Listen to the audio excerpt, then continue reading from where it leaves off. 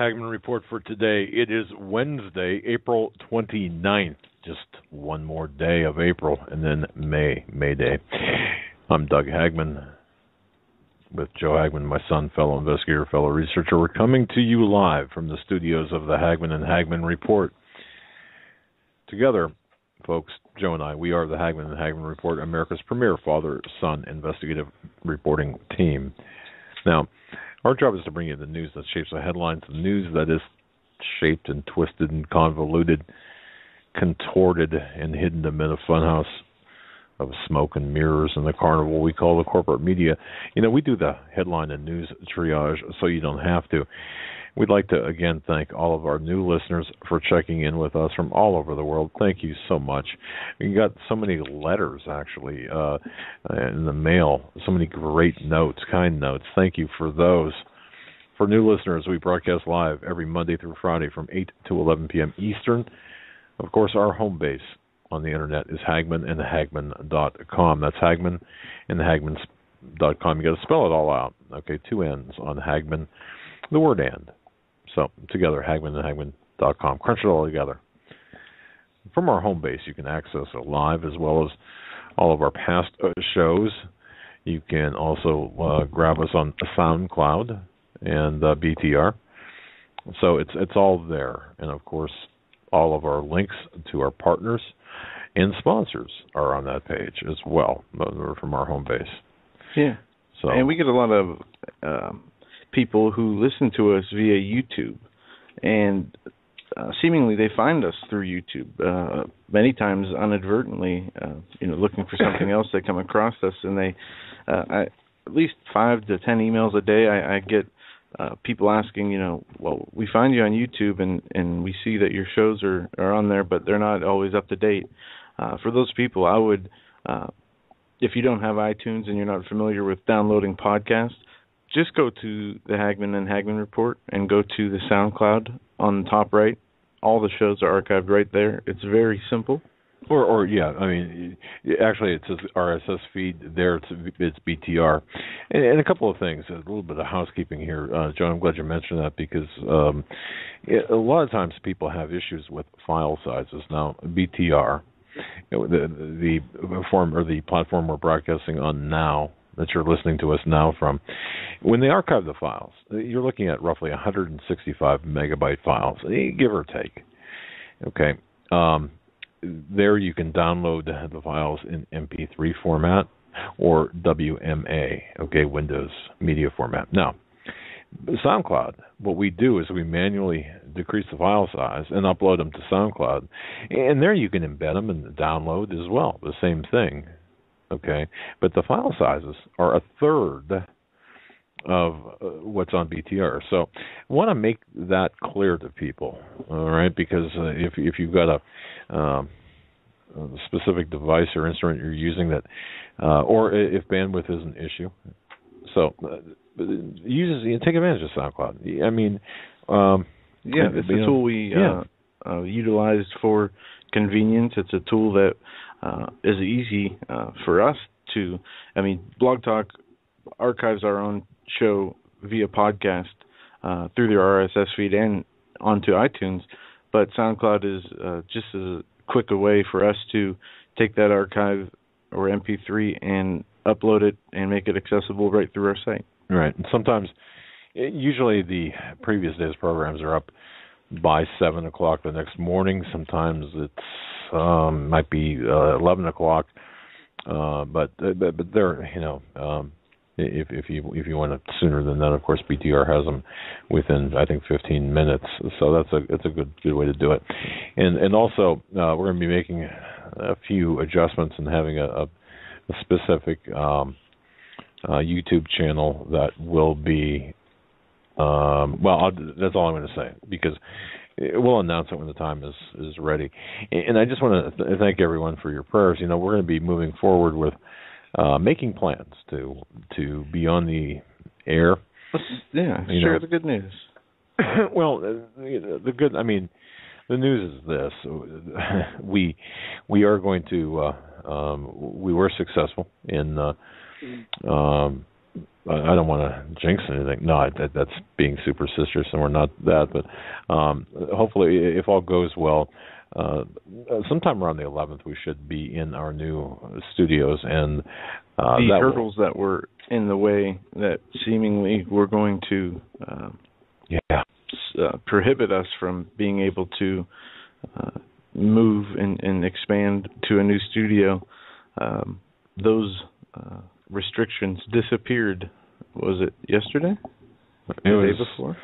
Well, yeah, it was yesterday, and I had talked to Pastor Langford about it, and I thanked him for his advice and prayers, and Steve Quayle, and and it was interesting. I used the word suddenly in the conversation with Pastor Langford, and he says, "Oh, I love that word," because suddenly things had happened that made way for us, and it really was through prayers. And you asked Dr. Michael Lake, you talked with Pastor Langford on air, asking pertaining to how do you know if you're doing God's will or if something is God's will versus your will. And I know you weren't talking about this to the public, but you were wondering in your mind, so I could hear you think, is the studio move something that the Lord wants us to do, or is this something that we just want to do or think we need to do? Yeah, and therein lies the difference, and that's something that we always, because we're a listener supported show, we really pray a lot and consider a lot. I mean, we don't really spend a dime, unless we believe it's going to advance the objectives of the show, make it bigger, touch more people, have a better penetration. And only why? Well, obviously in these times, of these rough times, to bring people closer to God for salvation purposes. And speaking of that, Pastor Langford and Stephen Quayle are going to be on Friday, May 1st. But anyway, go ahead. I was going to say, how do you justify the spending for that Grumpy Grandpa coffee mug you got? Actually, that was a gift. No, I know. I do have. I'm drinking right now from.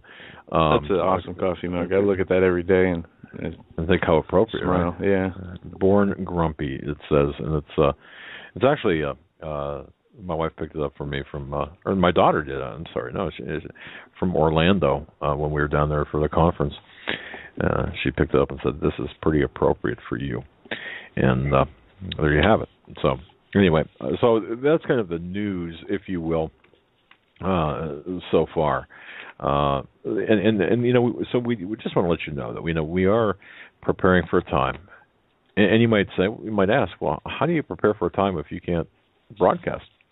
Well, obviously there are other methods of getting the word out, and that involves, for example, DVD, CD duplication, and mass mailings, if you will, or thumb drives, and what have you, and paper.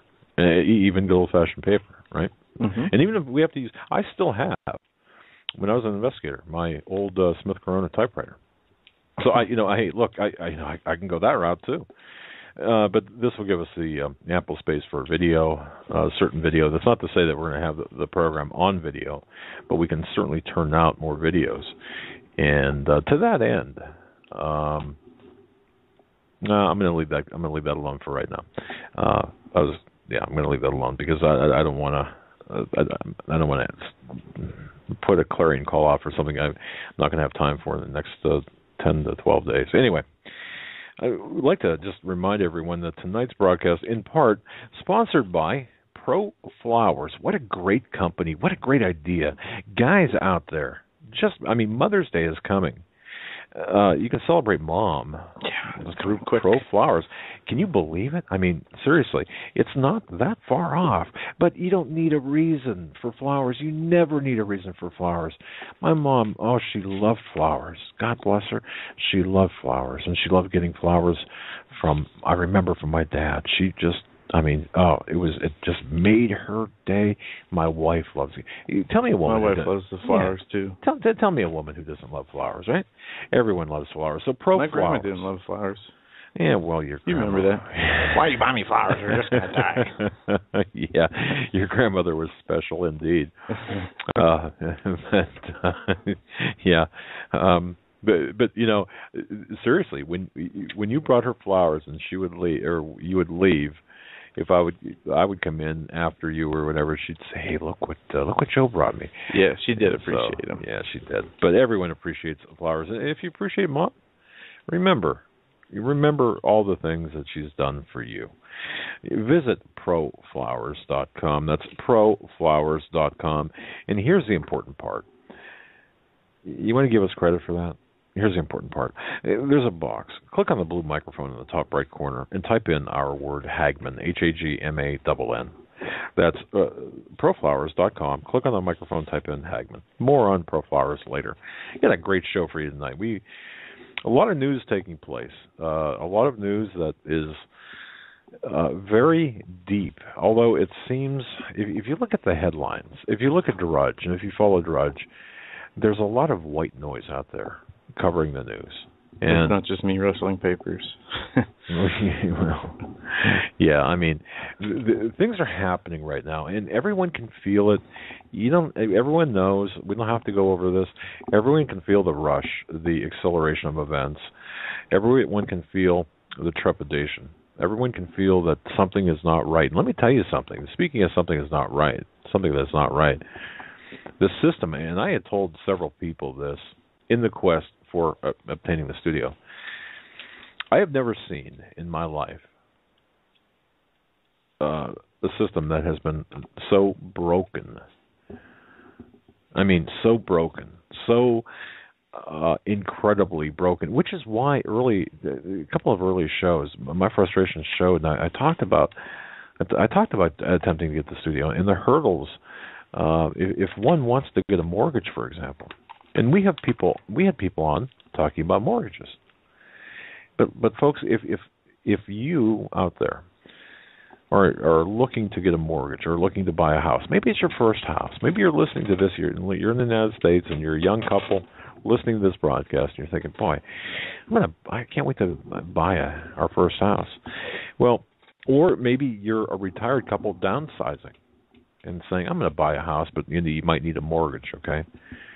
I'll say this. Times have changed. If you haven't bought a house in 20-some years, hint, like us, okay, boy, be ready. Be ready for some absolute positive surprises. And Joe has some information about the criminalization of cash. We're going to be getting into tonight the homosexual agenda. This is a hot topic, but this is a game changer, okay? This is a huge game changer. But before we get into this and pay this give this the investigative report that it deserves, we were talking earlier before the program started about the criminalization of cash. This is how we as Christians are going to be forced to either take the mark of the beast or to be criminals. Yeah. Now I want to back this up just a second for any new listeners or people who might have heard, criminalization of cash and just pluck their eyes out thinking, how and is that even conceivable? Well, you start back the looking at what money was, money, currency throughout history, which has been, usually goods and services, gold and silver, from, recorded history until the 1900s.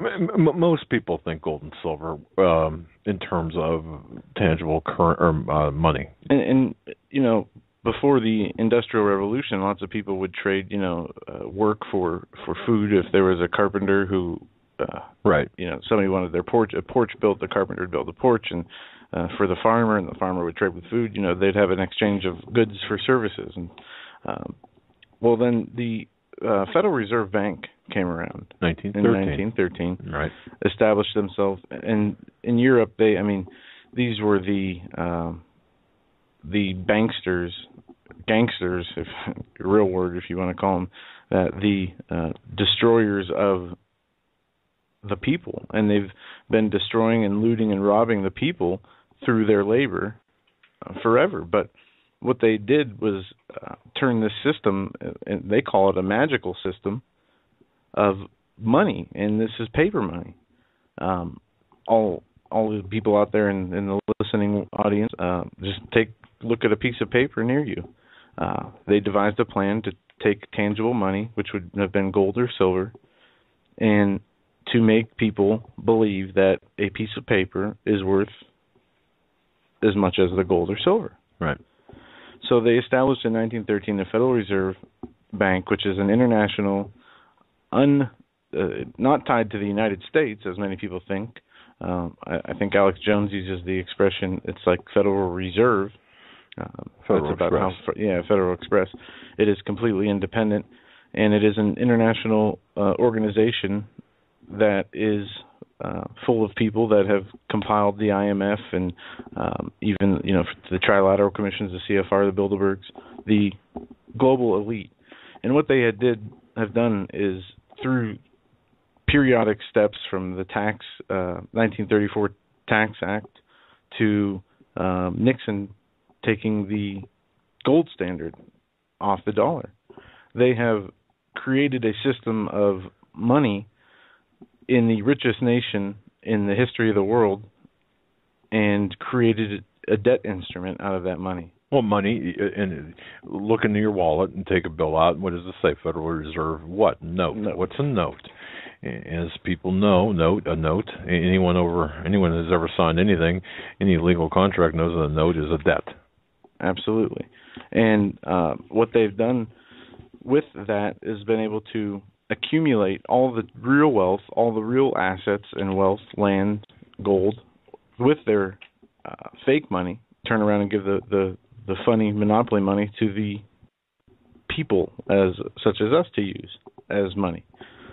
Quickly, I read a quote in short, from a Rothschild one time. They've taken all the gold and silver and issued IOUs, and then repothecated the IOUs, meaning that they've inflated the number of times they can lend out the same dollar to people. Right. They have all the real assets and money worth everything, and all the rest of us, no matter how much money it says we have in our bank account, are holding debt. Yes. And they've done this for a purpose. And we're coming to the head of the origin. Back in 1913, the Creature from Jekyll Island, G. Edward Griffin wrote a book explaining who these money masters were. And they've created this money out of thin air. They create it through fractional reserve banking, which is a whole another show to get into. But the point of this is cash being criminalized, cash being under attack, or the war on cash, as the headline reads today. The war on cash escalates. The paper money now is too easy to be obtained by illegal means. Meaning, exactly. The drug trade, the human trafficking trade, or even legitimate work being paid in cash. The government can't keep track of all the dollar bills that are out there, or where they came from and how you got them. Therefore, you need to have a system that does away with their inability to monitor all, and implement a system where they know where every penny comes from, why it went there. If I can interject something here right now, the reason that this is ramping up today is because more people right now are hoarding cash. Just want to tell you that. Go ahead, Joe. No, absolutely. They, like in New Orleans, for example, in Louisiana in particular, the state of Louisiana, but New Orleans, the city, the stories come out where garage sales are illegal because, folks, you can't buy things with cash anymore. They don't want the exchange of cash without the government being involved.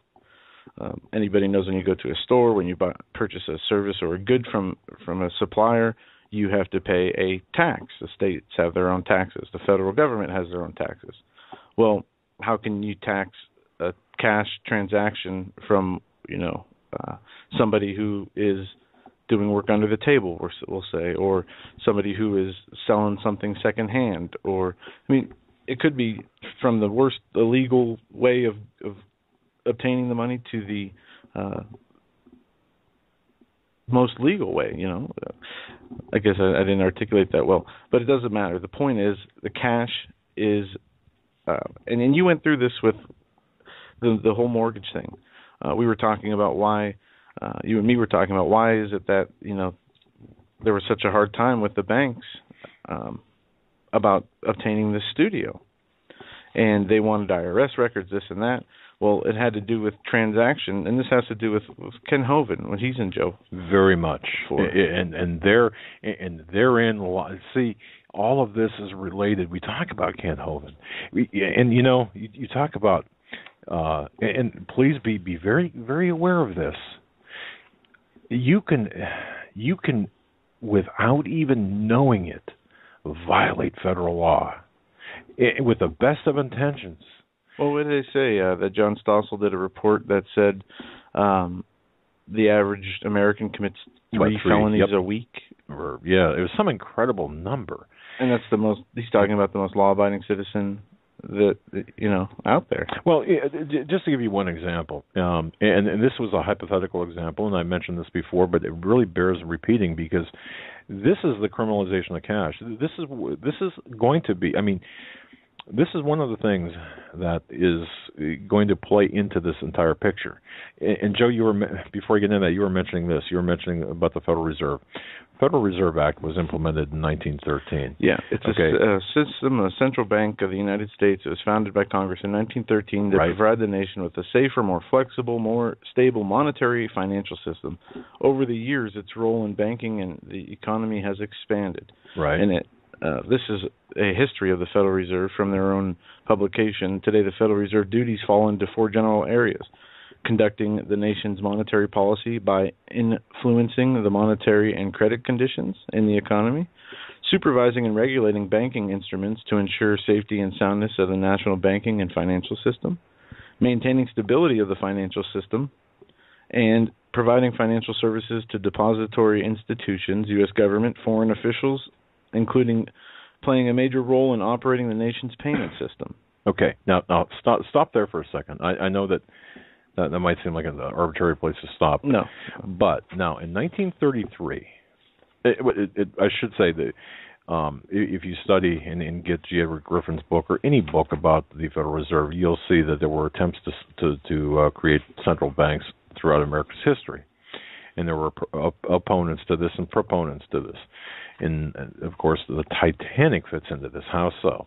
Well, the opponents of the Federal Reserve System, the majority of the families, the very powerful families who were opposed to the Federal Reserve Act, actually were on board the Titanic, which inexplicably went down amid a sea of icebergs, going full throttle in the middle of the, in darkness, total darkness. But hey, that's just a coincidence, right?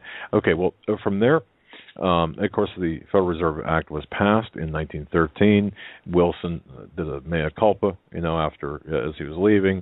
Of course, you had Colonel Edward Mandell House involved in this, and other players. But fast forward to 1933, the Glass-Steagall Act was implemented, and that really is a compilation of four specific aspects of the U.S. Banking Act of 1933, that is, that placed limits on commercial bank securities activities, okay?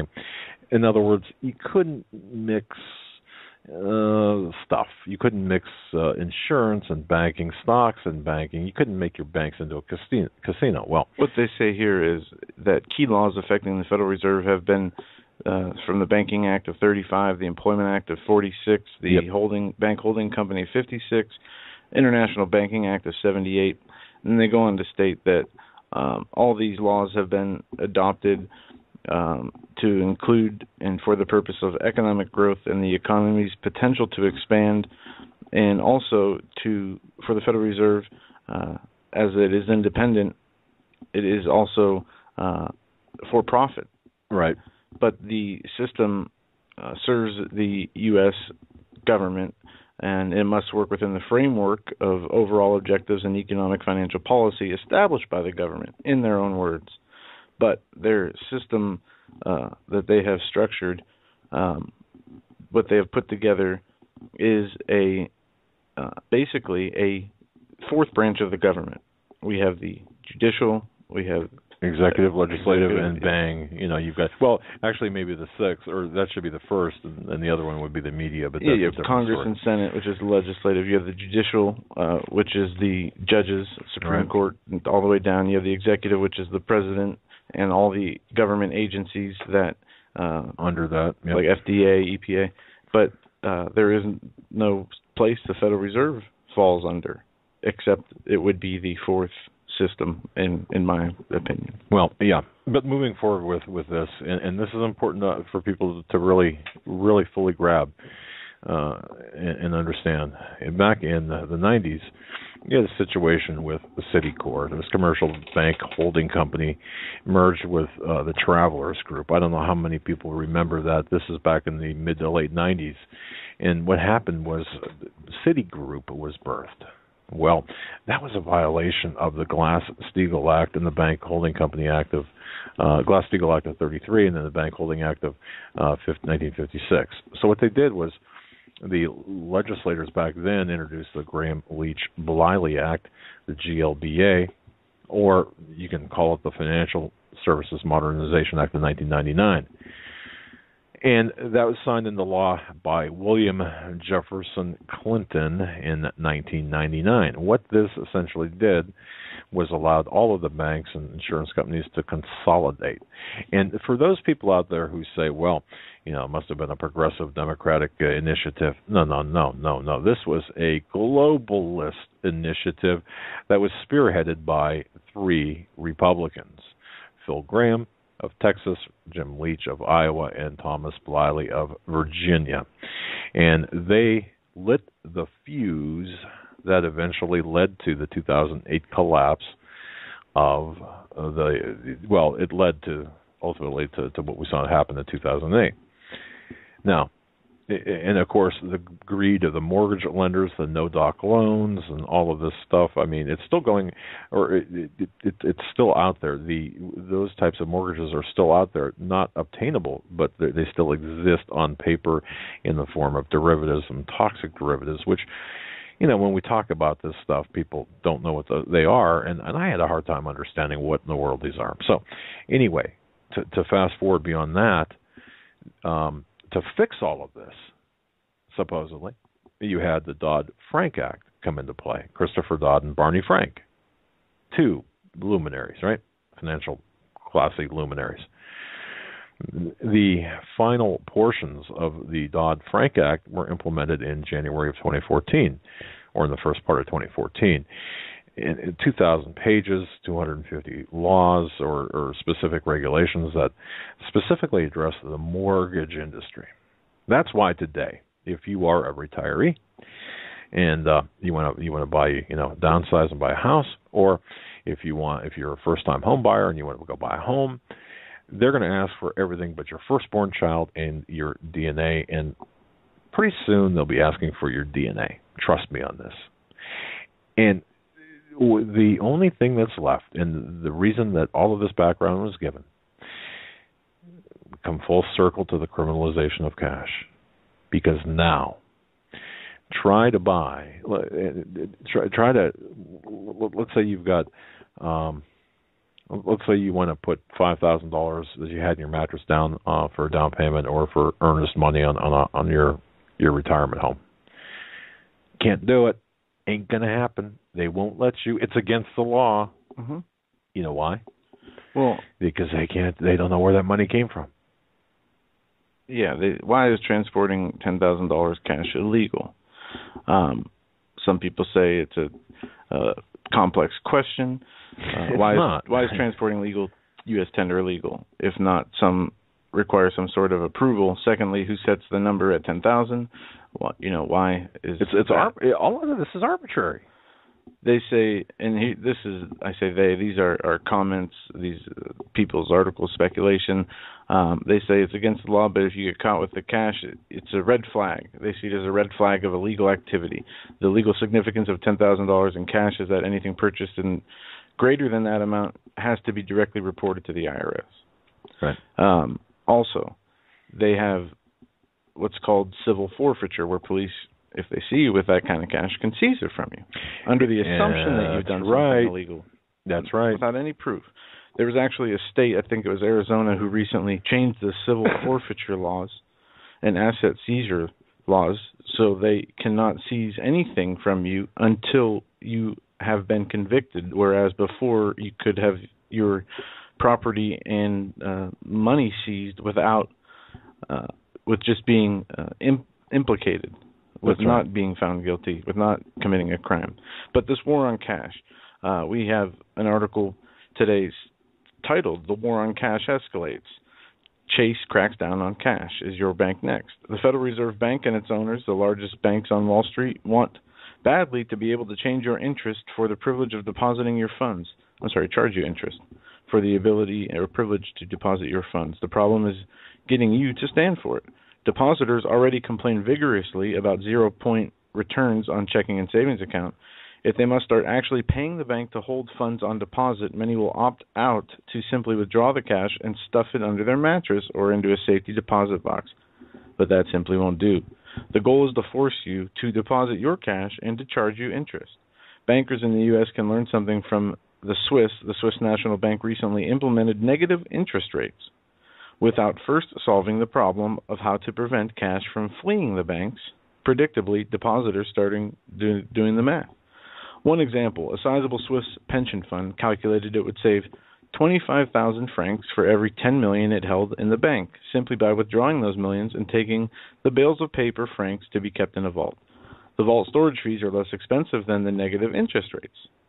Jumping the gun on the implementation of negative rates put the Swiss bank in an awkward situation. Like all fractional reserve lenders, they did not have anywhere near enough cash to make good on the withdrawals that may be coming. The bank holding the pension money had little choice but to refuse the client's demand for their own money. And this speaks to what's going to be happening here in this country, because when you go to withdraw money, and and I have never been in this position where they've never balked at my $60 check, they've never balked at that. But let's say you want 60,000. All right. I'd be robbing. Well, they don't have. I mean, see, the fact is they don't have that kind of money at the bank. They have to order that money in. I mean, could you imagine having like the perfect bank robbery setup? And I'm not advocating anybody committing the crimes of robbing banks, but just imagine, you got the blueprints and you found a way to dig a hole or however you're going to do it, and you get into that vault and there's like $7,000 in there. Yeah. It's ridiculous, but see, all of this, and this is why it's so important, because what we're going to be seeing here, and this is not to take away from our primary topic, but I think it's so important. Well, this is important. What we're going to be seeing here in a very short term is a financial collapse. There are so many other bubbles out there that are getting ready to burst, and this is kind of loan bubble, mortgage bubble, the commercial mortgage bubble, to be more precise. Yeah, the stock market bubble. There is so many, like you said. Right. So so when this does happen, this will give the legitimacy to say, okay, we are going to, in order to save the republic, to save the country, and you're going to have a lot of people, a lot of conservatives behind this, a lot of well-meaning conservatives, unwitting dupes actually, behind this to say we're going to just use digital currency, and with that, of course, you will need a specific identification card that will be non-hackable, or that's the way it'll be sold, and your account will be non-hackable, or to make your account non-hackable. Yeah. So it goes from a passbook to think of one of those cards, like what do you get, those Starbucks cards, where you can reload them, or rewards cards, or what do they call those things? A gift card. I don't use them, but a gift card. And you're talking about something where you can buy a Visa debit card. You can put money on there, give it as a gift, or use it. Some people do that when they travel. Instead of getting the traveler's checks or carrying around cash, they'll purchase a Visa card, and they'll put $100 to $500, however much money you want to put on there. That way, they don't have to carry the cash, and they have the prepaid money on the card. Well, yeah. Either way, you're going to be issued a card, and this is how I see it playing out. And we see it playing out. You're going to be issued a card that's going to have your personal information on there, very specific information, as well as this balance, if you will, of your accounts. So you hand the card over, and they swipe a card, and bang, automatically, whether it's your hotel bill, your car bill, regardless, I mean, you've got this information, or some level of connectivity to a digital database that Stan was talking about last night. But ultimately, because of the illegal immigration, the illegal aliens, the terrorism threat, I mean, insert excuse here. They're going to have to say, well, we're going to have something a little bit more permanent. We're going to have to. Everyone is going to have a chip. And how harmless is the chip going to be if we don't make you, if we're not going to cause you to worship the image of the beast? Because there's going to be some blowback to that.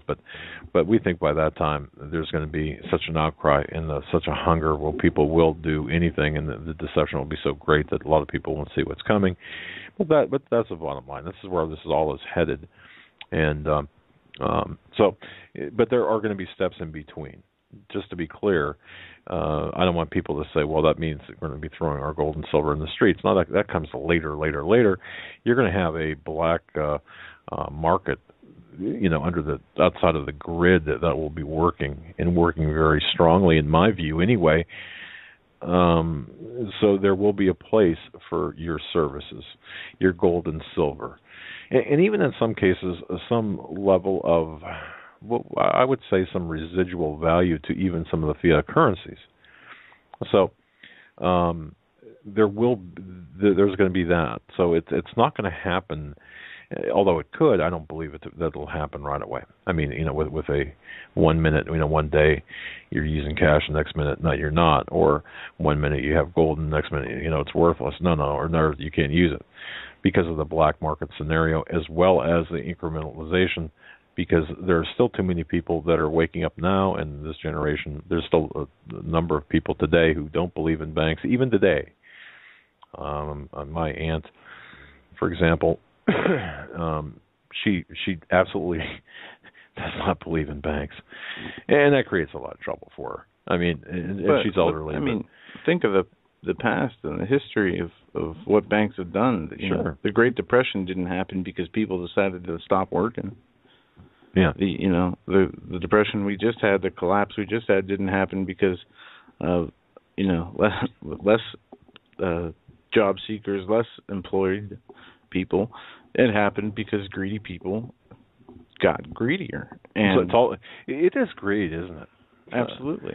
And here on the Business Insider, an article from last month, we had just started getting into the war on cash escalates.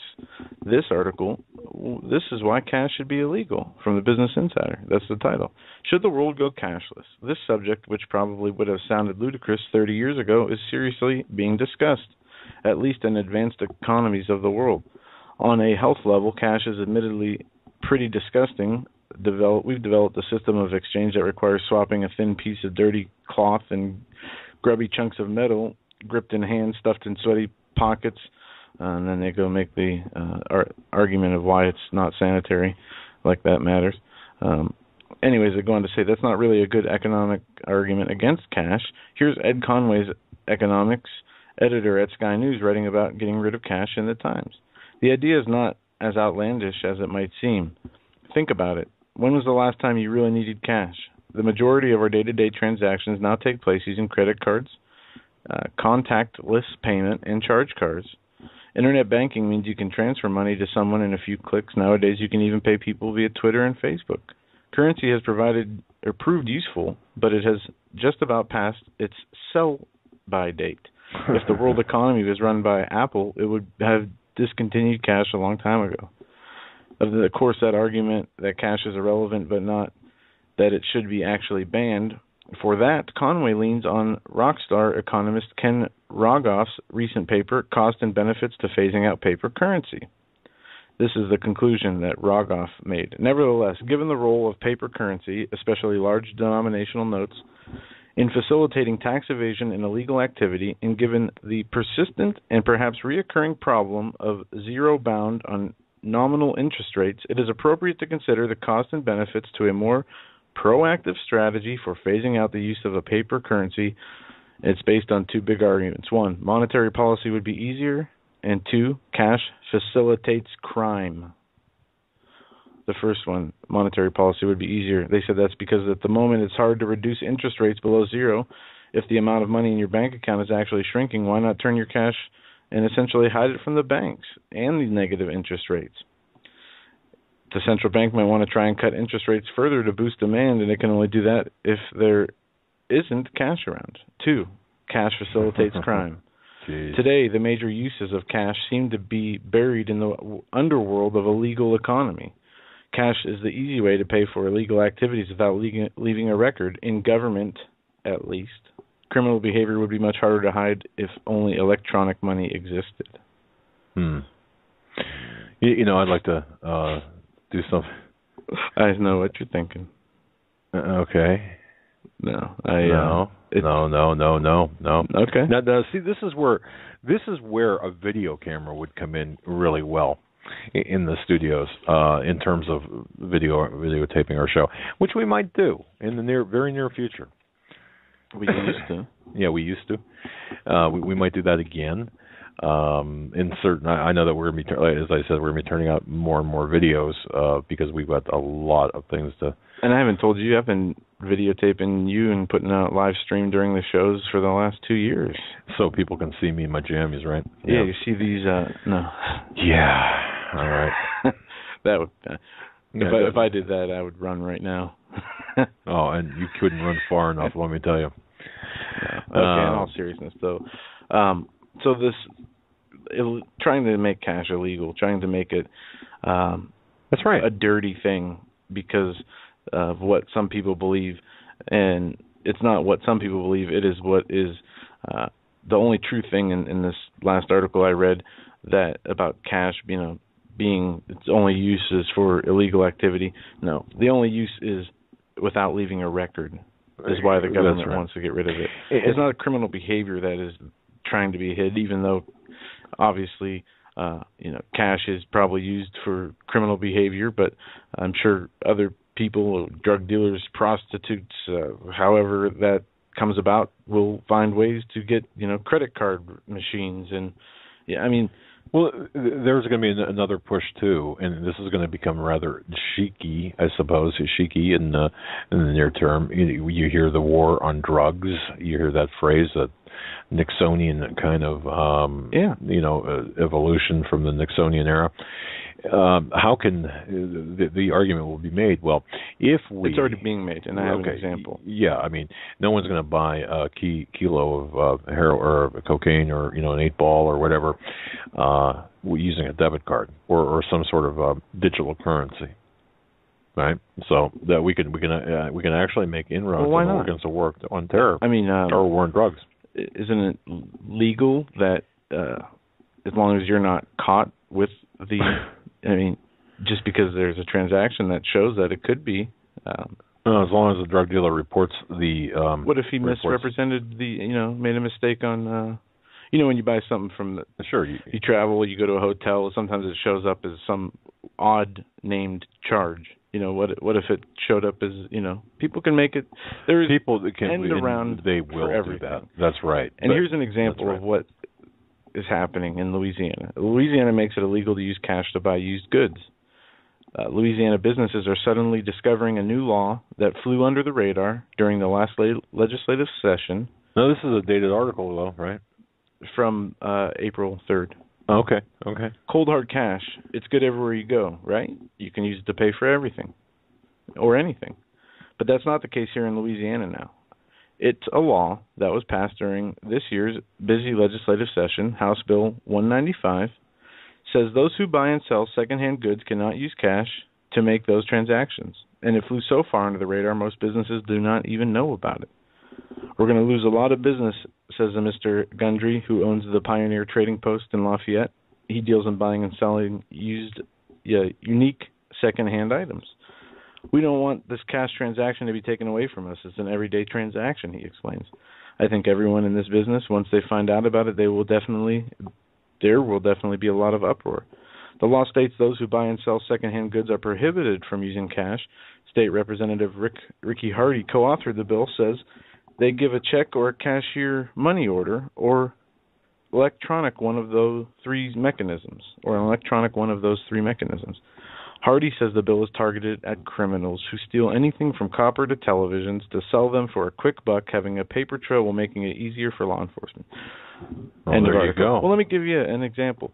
When you steal copper and you go to sell it, they issue you a check. Well, most of the time, okay, unless you can take it down to Vinny down there at, and my apologies to everyone named Vinny, but they take your ID when you sell things. Generally, they're supposed to, unless you're dealing on, with a. Generally, Joe. Yeah, I mean, how many times have we seen in our line of work where that doesn't happen? No, I know, and I mean, it's just so ridiculous. Well, look, the writing is on the wall, so to speak, and I do see this as being. This is going. If it doesn't affect you, it'll affect your children. I guarantee it. And I have a theory, and we can end the conversation on the cash with this. This has nothing to do with money. It has everything to do with RFID. And that's something that people, yes, RFID, the tracking. Thank you for that, because you've done a lot of work on this RFID, and right now we've got. In fact, we're going to need the office/studio just to hold. We're going to have the one wing just to hold all the research documents, which is incredible. On the RFID, the legislation, folks, that you don't even know exists, that have been percolating under, well, shall we say under the radar? Is that? Oh yeah. But it is time. Now is the time. And how all of this is, just everyone take a few steps back for a moment and take a look at what's going on in the United States alone with the riots in Baltimore and everything that's taking place. None of this is by accident. None of this is spontaneous disruptions or spontaneous eruptions. All of this has been orchestrated, and folks, all of this is intertwined. From just hold on to that thought, because by the end of the program, you will understand how everything is interrelated, and how this particular man in the Oval Office got where he is, was put where he is, to implement these very ideals, because this war on cash is very closely related to the cultural war in the United States, which is closely related to our freedoms, including freedom of speech, freedom of religion, and the war on Christians. And the man in the Oval Office is a byproduct of the Central Intelligence Agency. His parents, or those people who were assigned to be his parents, perhaps more likely, with the full knowledge of previous administrations and the power brokers, the people in power, the power elite, the globalists, whether it be George W. Bush, Dick Cheney, it doesn't matter. Hillary Clinton, I don't care who these people are, they all are in on it. So if you think back to your more crass and vulgar days, if that represents you, and you know George Carlin and that infamous George Carlin diatribe where he says, it's a big club and you're not in it. Well, that's exactly right. He, of course, goes on for quite a while, but he makes a good point. But anyway, this is all related, and right now, front and center. And as we get to the 10 minutes away from the top of the hour here, we're going to introduce exactly what's taking place in America here as well. I would like to direct everyone's attention to HagmannandHagmann.com. There are two articles up there. Right. One is a reprint from April 23rd of 2012, 3 years ago. Please, if you don't mind, if I can indulge everyone just to go ahead and read that, and take a look at what was written, because I got a lot of heat over that. Man, did I get a lot of heat over that article. Take a look. It's and pass it along if you feel it's deserving. If you feel it's worthy to do so. And take a look from over the last 3 years and tell me if what wasn't in that article, if that didn't come to pass. And the second new piece of information article up there is actually a YouTube. Now we're going to play the audio from the YouTube because this is going to kick off the second hour. This YouTube addresses our primary topic tonight, and that is the fact that there can be no law. The Supreme Court has no authority to redefine what God has explicitly defined, period. All right? And this, of course, yesterday, and we didn't do this yesterday. There was a lot of, if you looked at what was going on, there was a lot of protest, white noise. There was this blip, this trend, however slight, about the Supreme Court oral arguments. And it'll pass until, of course, the Supreme Court rules that the homosexual marriage is, of course, a right of every American citizen, which they will do by the end of June. I guarantee it, 7-2. That's my guess, 7-2 in favor of homosexual unions or homosexual marriage. Here at the Hagmann Hagmann Report, one of the new rules on the radio, there are only a few. Google is not a verb, and gay does not mean homosexual. Okay, we don't use gay or gay and homosexual are not interchangeable. It's homosexual, period, because words are important. But before we get into the second hour, Greg Jackson, author, commentator, shall I say activist, perhaps? Activist for God. He wrote an 89-word article. Now, we had published this before, but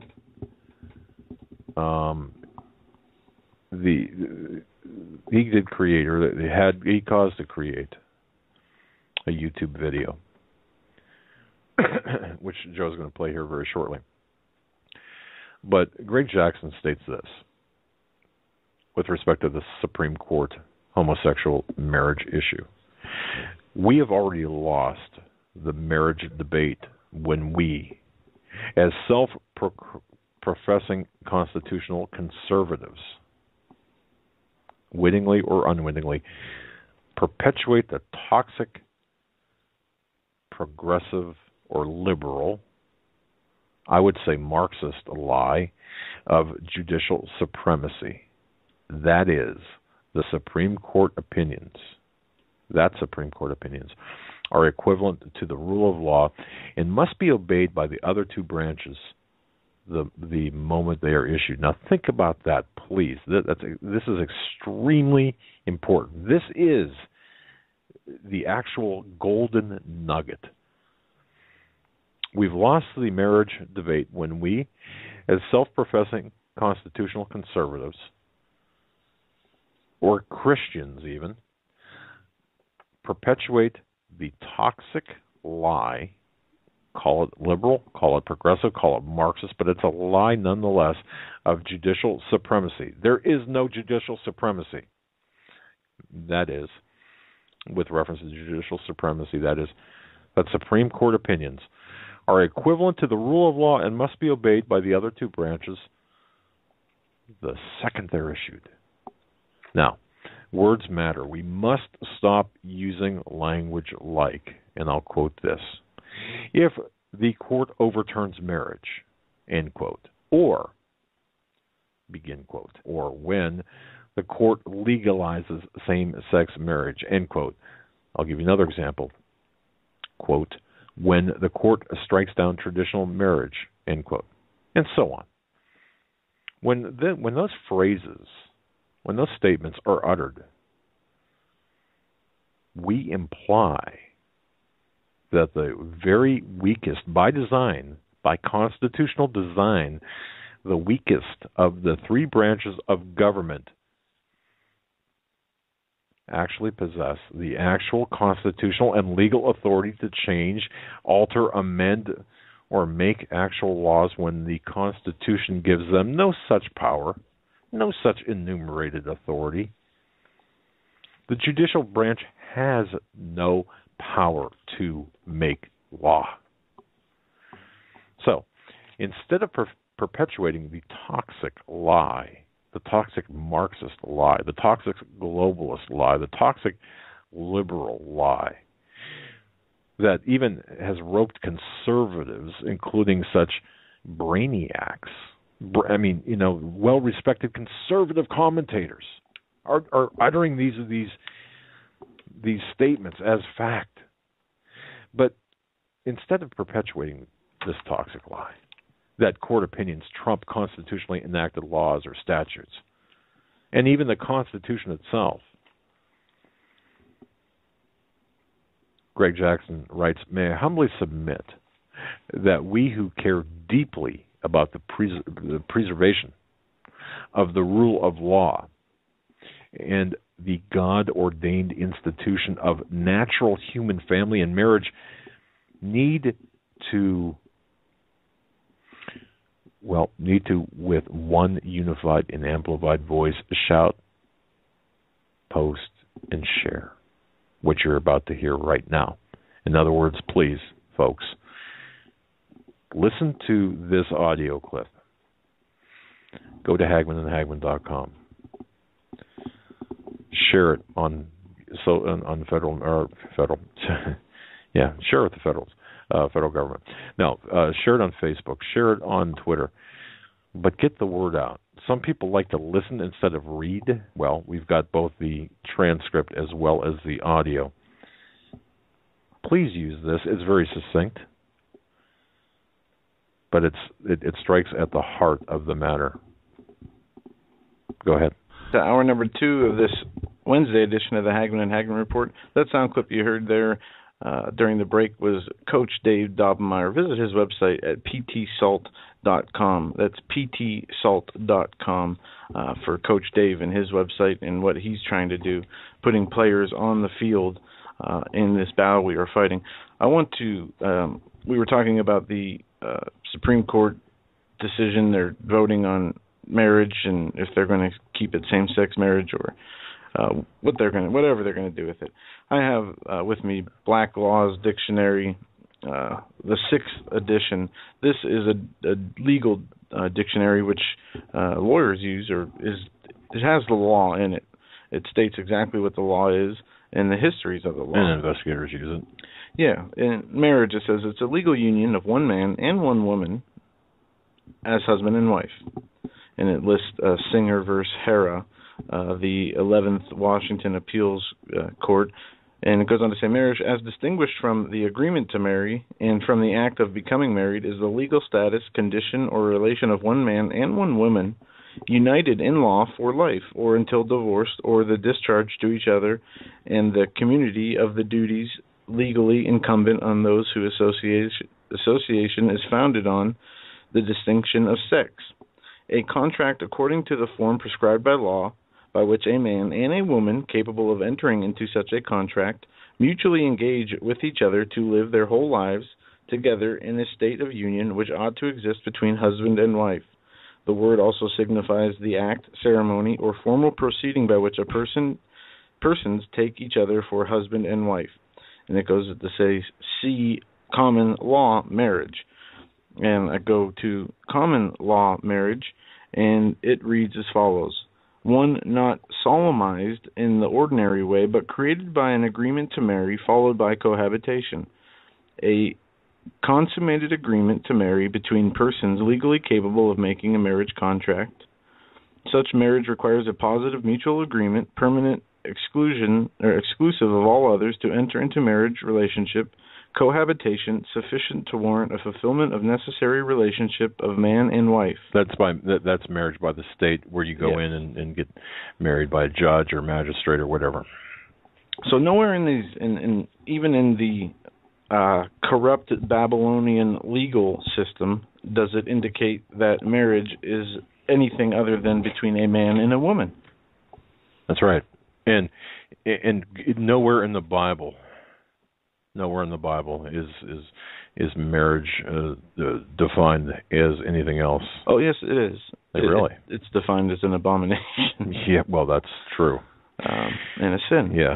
Well, okay, so at the close of the last hour, you heard Greg Jackson's, or the product by Greg Jackson, about the definition of marriage and about the Supreme Court decision. Folks, please, Greg urged me to, and I agree with this, I mean, if there's no copyright issues, please post it, send that, whatever, because that really strikes at the core of what we're talking about, that video or that audio clip. But it's actually a YouTube video. It's easy to post on your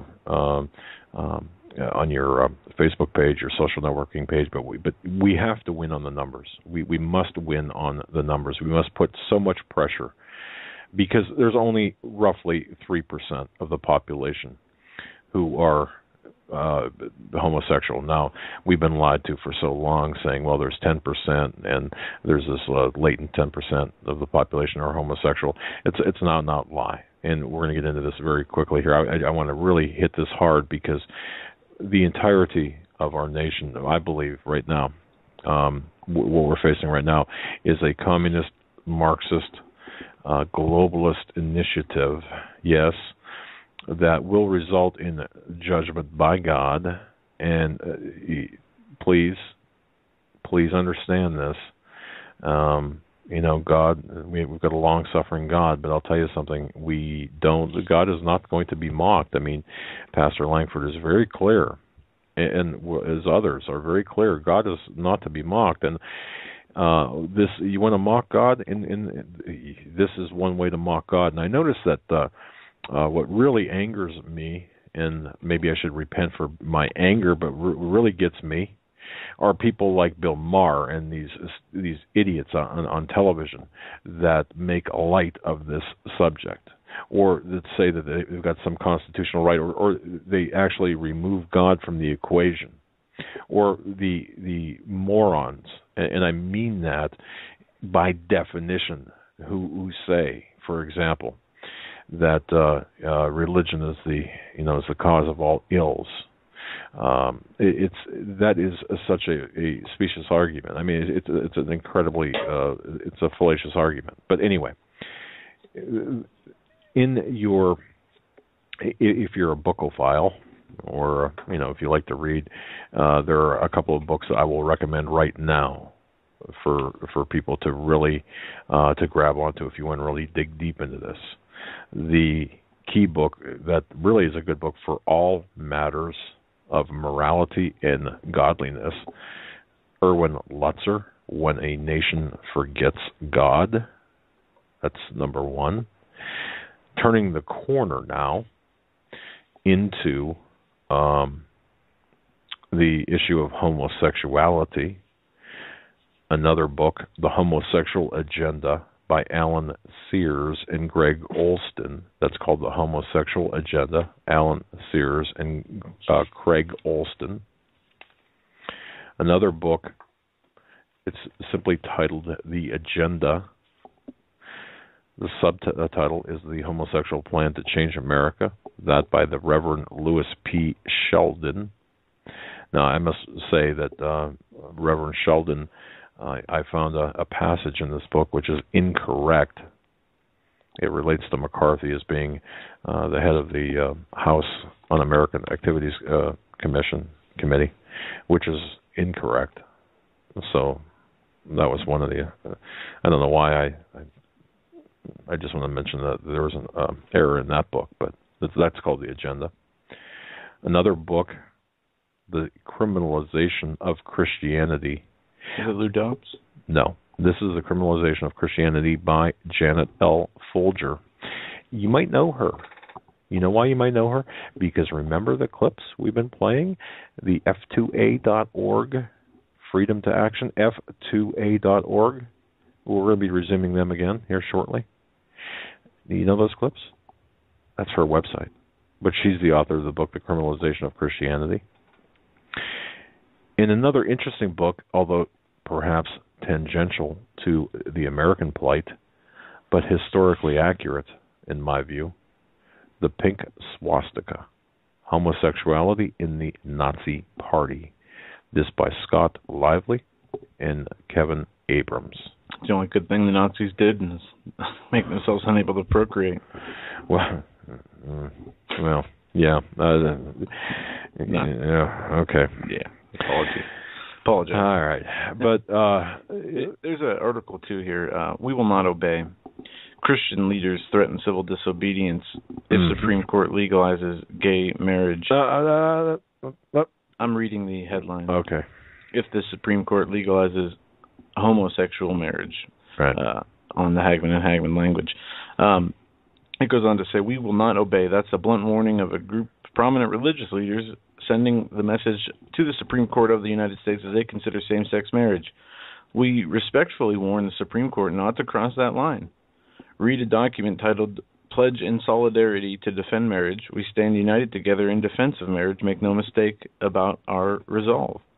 While there are many things we can endure, redefining marriage is so fundamental to the natural order and common good that this is the line we must draw and one we cannot and will not cross, the pledge states. The signees are a who's who of religious leaders, including former Arkansas Governor Mike Huckabee, U.S. Senator Rick Santorum, national religious broadcaster Jerry Johnson, Pastor John Hagee, Franklin Graham, President and CEO of Billy Graham Evangelist Association.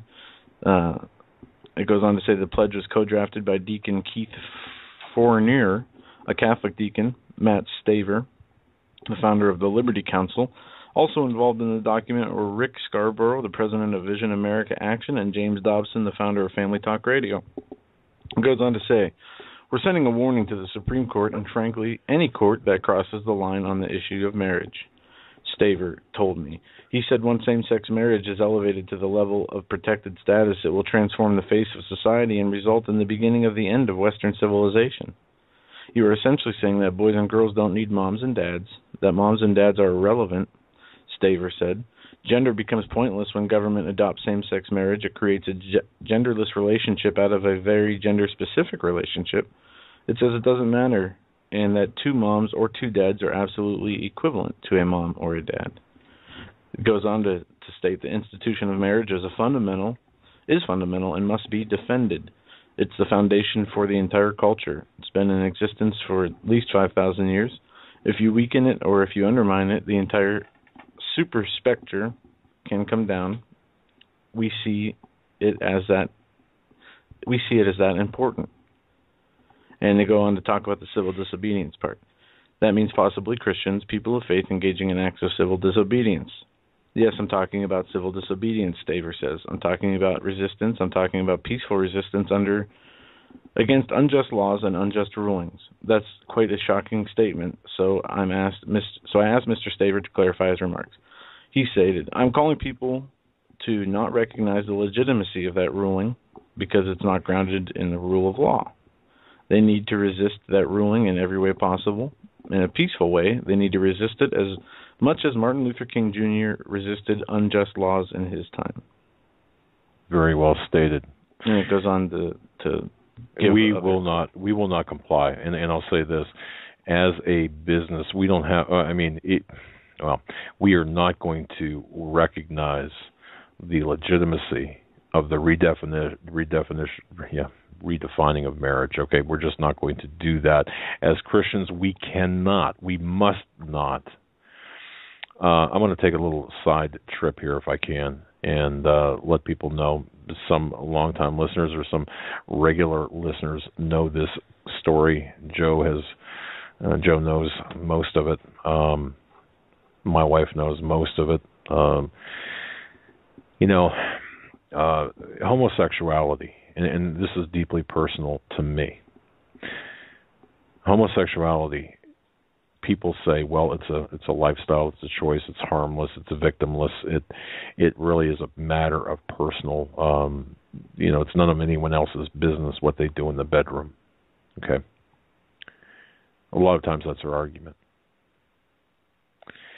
In 1982, my uncle, my dad's brother, was horrifically butchered in his bedroom, which he was living with my dad after my mom passed, and living in the same house. And my father had no idea. My father had no clue that my uncle was living a double life. He was a school principal and a school teacher, elementary school, and he was a homosexual. Well,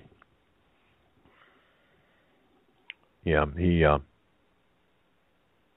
my uncle had picked up a trick, I suppose, brought him back to his house, my old house, the house I grew up in the bedroom in which I had so many happy memories. And during the course of the encounter, was stabbed 30 sometimes. His throat was cut. He was mutilated. Afterwards, the assailant took a shower, got cleaned up. Before doing that, however, went and got another blanket and put it over my uncle and stabbed him yet again, and was on the loose for 5 years. I became a licensed private investigator back in 1985, worked with a partner, and we took the case as a cold case 5 years after the fact. In 8 months, we conducted an investigation for 8 months that took me to a couple of different states. In fact, wrote a book on this, and I'm not sure it's going to be published because of what's in it. As a Christian, I'm just don't know. I just don't know.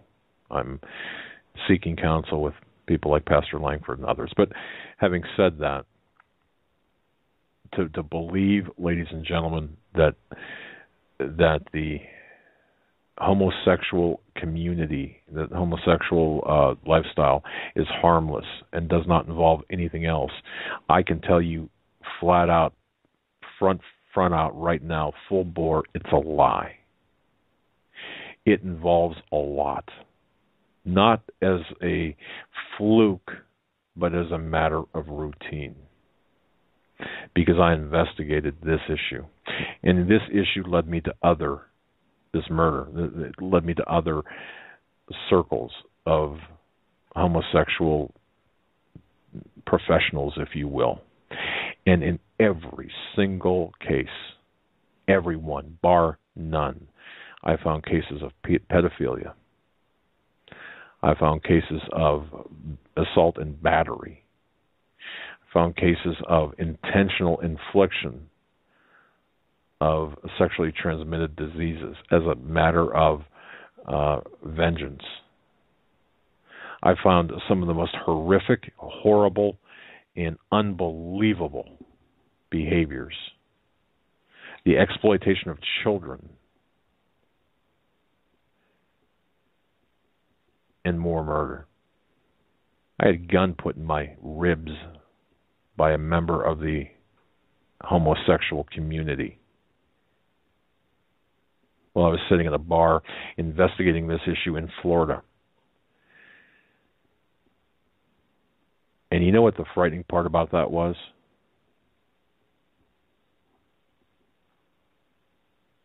It was the brother of a sheriff. And I knew then how big this was. And I'm not trying to hype this up or anything. I didn't fear being shot where I sat, but I certainly had fear of the repercussions outside of that venue. We were followed. We were harassed in our quest to find the killer. which we did, by the way, who's now serving a life sentence in Graterford Prison in Pennsylvania. May God have mercy on his soul. But the fracturing of the family that came with the hidden lifestyle of my uncle is beyond any words that could possibly be spoken. The people that were encountered in this, and I'm not talking about the mafia style, gang style, gun toting people. I'm talking about the professionals in schools, because the investigation led us into schools in Florida, in other states, Ohio, Pennsylvania. It led us to groups where people in authority had authority over children, where child abuse and indoctrination was exposed, but no one acted on it. Much like the Franklin cover-up in real life, in living color. Where a segment of the population in law enforcement actually perpetuated certain crimes, if you will, because of, in advance of, the homosexual nature. And the reason I'm talking about this and being very personal about this is what I learned during that 8 months could fill a textbook. And I think I've got the equivalent of a textbook here. I take it personally when somebody sticks a gun in my ribs. I take it damn personally. I take it personally when somebody takes the memories of my childhood and spatters them in blood of a relative. I take that personally. And you know what else I take personally? I take personally these nitwits who think that they can redefine marriage, who think that they're smarter than God, who have taken on the traditional family, and who think that this is a victimless crime. I take that very personally. I take personally the fact that we've got 300 Republican or conservative leaders filing an amicus brief with the Supreme Court in favor of homosexual unions, starting with Rudy Giuliani. I take that very personally. Shame on them. Shame on every one of you who signed that. I take personally the silence by these nitwits, by these moral degenerates who think it's okay, including the Christians who say, well, who am I to judge? You want to see some crime scene photos? I'll show you crime scene photos. I got them right here. You want to judge? You're going to find out that's not unheard of. It's more the norm than not. You're going to find that it's a mere 3.5% of most of the population who have this gender or this bias toward homosexuality. And homosexuality is steeped in Satanism, ungodliness, uncleanliness. Homosexuality, regardless of what these late-night talk show nitwits talk about, will lead to other things. Bestiality. Yes, as incredible as that might sound. Polygamy. It's okay, according to them. But at the core, at the very issue, is when a nation forgets God, the title of a book I mentioned earlier. You know, when oftentimes we compare America to Nazi Germany, and sometimes that's overstated, but not in this case. You know, when we think of Nazi Germany, we think right away of the Holocaust, the brutal murder of millions of Jews and other such undesirables, including the homosexuals. Yet the joke's on them, because read the pink swastika. the homosexuality within the Nazi Party was rampant and steeped in the occult. But we need to realize that there were circumstances in Nazi Germany and widely accepted ideas that enabled the population to become part of an evil that was greater than any one individual. And that's happening in America today. The ovens, the end of the line, the Auschwitz, Treblinka. The ovens there were the end result of certain political and religious trends that made the horrors possible. Viktor Frankl, a Holocaust survivor, wrote the following, and I'm going to read this. The gas chambers of Auschwitz were the ultimate consequence of the theory that man is nothing but the product of heredity and environment, or as the Nazis like to say, of blood and soil. I'm absolutely convinced that the gas chambers of Auschwitz, Treblinka, they were ultimately prepared not in some ministry or other of Berlin, but rather at the desks and in the lecture halls of nihilistic scientists and philosophers. That's what's taking place in America today. It's said that God died in the 19th century and that man died in the 20th. For when God is dead, man becomes an untamed bear. Remember the Time magazine piece, God is Dead? When was that? That was back, I don't know. I don't have my notes here. It was in the late 1900s. You know, we may never see the extermination of millions, or we may never see a Holocaust here in America. I say may. We might not ever see that. But which is a good thing. Right. But our freedoms are being eroded. And you see, this is not about equal rights. The homosexual agenda here that is being supposedly decided by the Supreme Court, we cannot think of it as some small matter, nor should we. This is going to end up in the criminalization of Christianity, the curtailing and criminalization of certain aspects of our freedom of speech. This is going to change all of society, but even more importantly, in my view, it is going to bring down the wrath and judgment of God. Because how many babies can we kill? Unceremoniously kill. The blood which cries out from the soil, from these abortion mills, these abortion doctors, these mini Mengelas, if you will, who justify these actions. My body, my choice.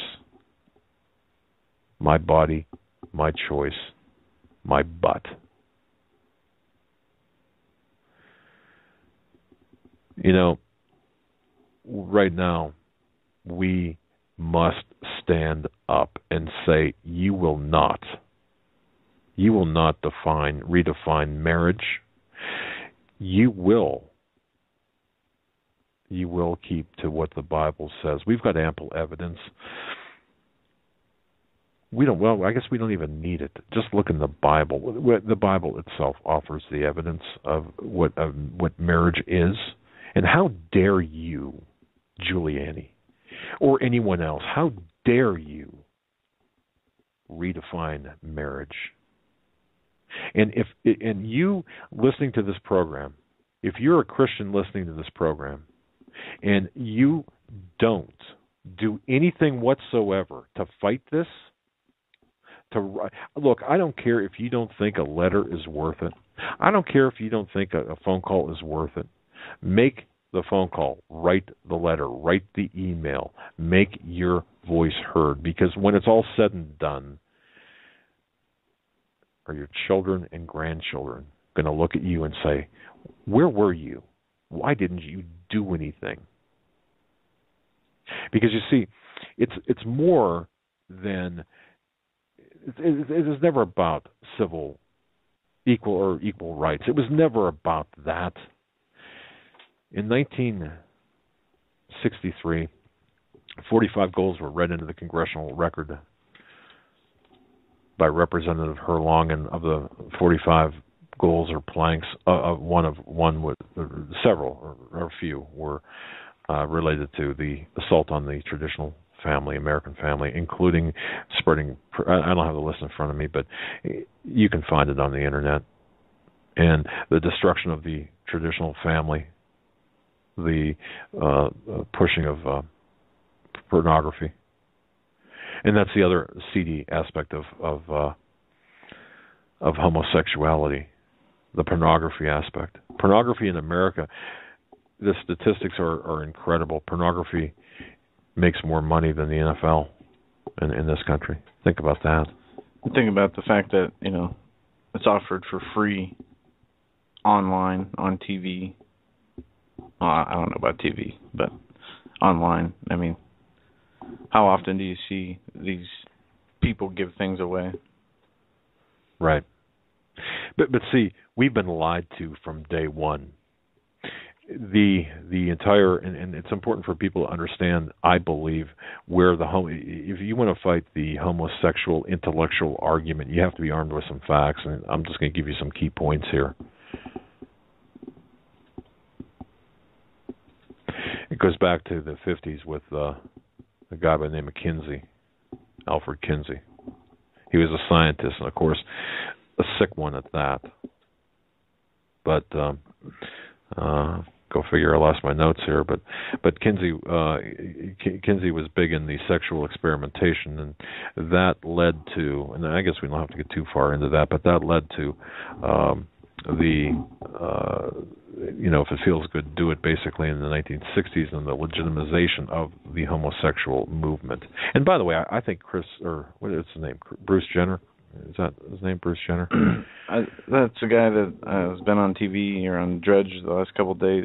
Who is he? Well, wasn't he the guy that was on the Wheaties boxes back when? He was some Olympic. I remember him, in my younger days, in the Olympics. Now he decides he wants to be a woman. Okay.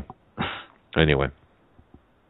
And the fact that we've got, as a result of these current initiatives, we've got the first transgendered bathroom in the White House under the guise of tolerance, under the pretext of tolerance. We're going to have to take a fire hose to the White House after this cretin gets out of there and his people get out of there. Why do you think it's going to change when the next person comes in? Well, then we should take the White House back. And you know what? If that sounds like seditious speech, then so be it. But I'll tell you this. I'm not making any apologies for what I'm saying, because the lack of morality, the lack of godliness within the White House has turned it into a slaughterhouse, as Steve Quayle often says. And from that slaughterhouse, and you know what? It's just not Obama. It's the people around him. And it's just not limited to his regime. It's the regimes before that sullied the House of the people. But you might ask how we got here. It's important to understand that. It's very important to understand that. We can go back to Kinsey and such, but think about this. If you look at the past 20 years plus, in 1983, 30% of Americans said that they knew someone who was homosexual. Through conditioning, by 2000, that figure had skyrocketed to 73%. So that's a huge leap. In 1985, only 40% of those polled said they were comfortable around individuals who practice homosexual behavior. But by 2000, you're up to 60%. Conditioning, folks. Tavistock Institute. Through Hollywood, through movies, through magazines, through newspapers, through your newscasts, through your churches. The mega churches who say, well, there are many ways to get to heaven, and who am I to judge? And don't forget, what would Jesus do? Jesus accepted the prostitute. Yeah, but he didn't accept her behavior. Exactly. All right. But those of us who really have had to deal with the issue of homosexual agenda, that issue over the years, if you're a moral person and you're a godly person, you just look at this in disbelief. The road leading to this grave threat that the homosexual agenda poses to Christianity, to our faith, to evangelism, to our religious freedom, the threat didn't happen overnight. It didn't happen, and it didn't happen at this one juncture leading to the Supreme Court decision. It's been part of a long-term strategy, and that's what you need to understand. It's part of a strategy implemented by radical homosexual activists, by the who are intertwined with the globalists, in an effort to dramatically transform America's perception of homosexual activity, homosexuality, and the traditional family. And they want to, and anyone who opposes homosexual behavior will be criminalized or labeled a criminal. That time is coming, folks. It is coming, and coming fast. A guy by the name of Gene Edward Veith wrote about the tremendous gains made by the homosexual activist movement.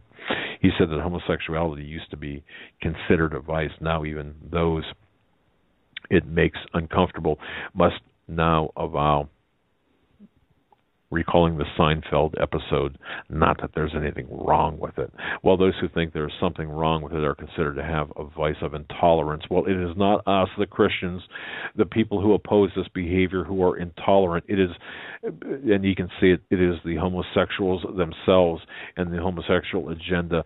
For when you have a couple of bakers who refuse to bake a cake because it's for a homosexual marriage because it is against their religious beliefs, they're fined $135,000. Who's the intolerant one now? Do you think that they did that on their own, those two women who filed the killing legal suit against the bakers? No, of course not. It's the people behind them. It's a larger issue. You see, marriage is not the only target. The target is Christianity. This is the American equivalent of ISIS decapitations and executions. This is the soft tyranny of that act. And if you look back, we can trace it back to a couple of guys. Well, we can go back to 1987, actually. And this is where I'm going to focus on very quickly here.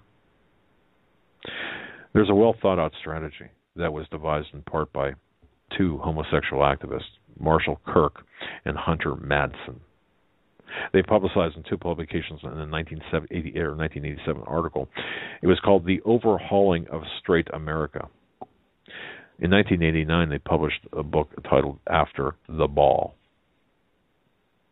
Okay. If you read both those works, you'll see how the radical homosexual activists have implemented the strategy laid out in those two publications to the letter. But if you go backwards from there, you'll find that they're being funded by some of the most powerful people in the world, the globalists, and in fact, there's communist ties as well, ties to the communist agenda. Because you see, it's just not. Well, it's bigger than everything. It's bigger. They want to take out the traditional American family. They want to criminalize any type of anti-homosexual speech. They want to muzzle us as Christians. They want to muzzle us as Americans. This is an assault on our constitutional rights. This is much bigger than you can even imagine. But with regard to those two people, Marshall Kirk and Hunter Madsen, they laid out a 6-point strategy. And they published it. And they did so knowing that everyone would read it. But no one paid attention. But see, here are the 6 points. Number 1, talk about gays and gayness. Now, these are their words, not mine. Talk about gays and gayness as loudly and often as possible. Portray gays as victims, not aggressive challengers. Give homosexual protectors a just cause. Number 4, make gays look good. Number 5, make the victimizers look bad. Number 6, solicit funds. The buck stops here. That is, get corporate America and major foundations to financially support the homosexual cause. You see, and I'm going to get emails. We're going to get emails, Joe and I, saying, why, with everything going on, why talk about this? Because at the very core, this is so much bigger. This touches every part of our society. This is the war. These are the front lines. We're on the front lines. And if we succumb to, regardless of what the Supreme Court says, well, if they say homosexuality, well, it's okay. Redefining marriage is okay. And we go along with that, we're done as a country. We're done as a church. We're done. We're done. Soulless. Our souls, we're done. That's why. That's why it's so important to support Coach Dave Daubenmire. Get on his team. We're on his team. We support Coach Dave Daubenmire to 100%. He's the guy out there in the front lines. He's assembling the team. He's the one doing. Yeah, people say, well, what can we do about it? Hey, we got a good coach. Let's rely on the coach to put things together. But when you look at these points and understand how we've been played, how we've been gamed, how this is connected to the globalists, how this is, in fact, a part of the communist agenda. And the communist agenda is, in fact, part of the globalist agenda, the Illuminati agenda. And that, of course, is going to lead us into a one world order, one world religion. This is all part of it. If you don't think this is important, then you're wrong.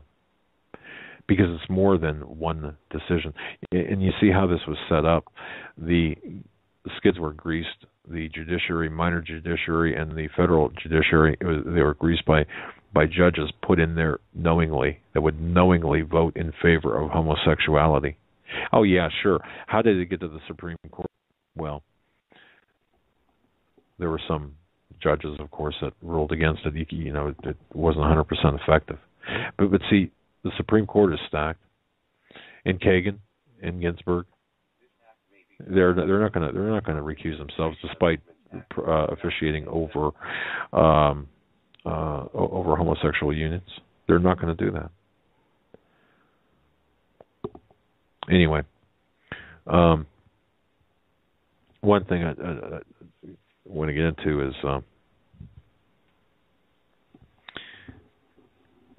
if you look at network television in 1971, you had Beverly Hillbillies, Green Acres. I'm trying to think, Petticoat Junction, Andy Griffith. They were fairly conservative, generally family-oriented shows. Now, I understand the problems. Okay, I get that. But look what Hollywood had done. You had Norman Lear come on the scene. Trace back Norman Lear with respect to his politics. And what we get? MASH, All in the Family. Oh, they were funny at the time. You think harmless.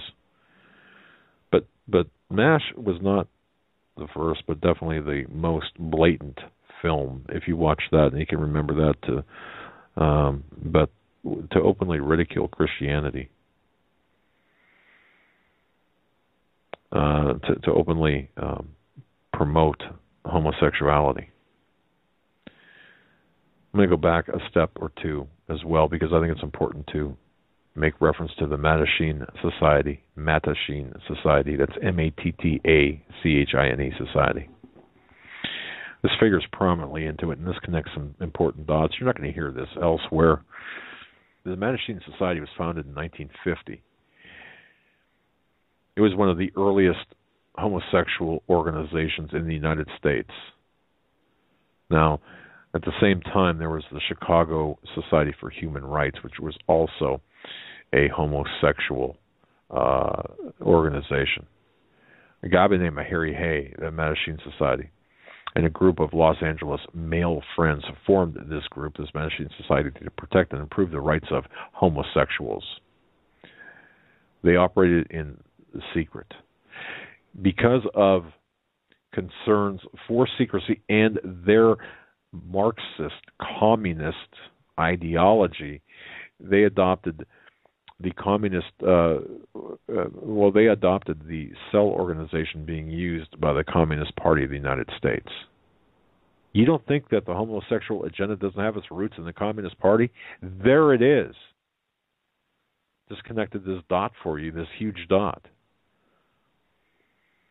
And the you have to think too. During the Cold War, even back in the 50s, the anti-red, anti-communist atmosphere back in the 50s. The Mattachine Society's growing membership replaced the group's early communist model with a more traditional civil rights type of bias, or civil rights sheen to it. Because even though they were based in communism, they did not want to openly associate with that because of the sentiment against communism back in the 50s and throughout the Cold War. You have to go back to the founding where Hay thought of this idea of this gay or homosexual activist group, and this idea materialized back in 1948. He signed a petition for the Progressive Party candidate Henry Wallace. Hay spoke with other homosexual men about forming this gay organization that it was actually called Bachelors for Wallace, referring to the presidential candidate Henry Wallace. Well, and I'm not going to get into all of this and looking at the time and everything, but please, if you really want to understand what's really going on, understand that the Mattachine Society is joined at the hip with the communist agenda back in the 50s. This is where it began. That's the political aspect of it. The scientific aspect of it is based on all lies by Kinsey. The other, and it goes back even further, as I mentioned, to World War II, where as referenced in the pink swastika, where the homosexuality in the Nazi Party was a tremendous. And don't forget that the core issue here, and Joe, you mentioned this, the Babylonian, certain the Babylonian. You can go back in history, and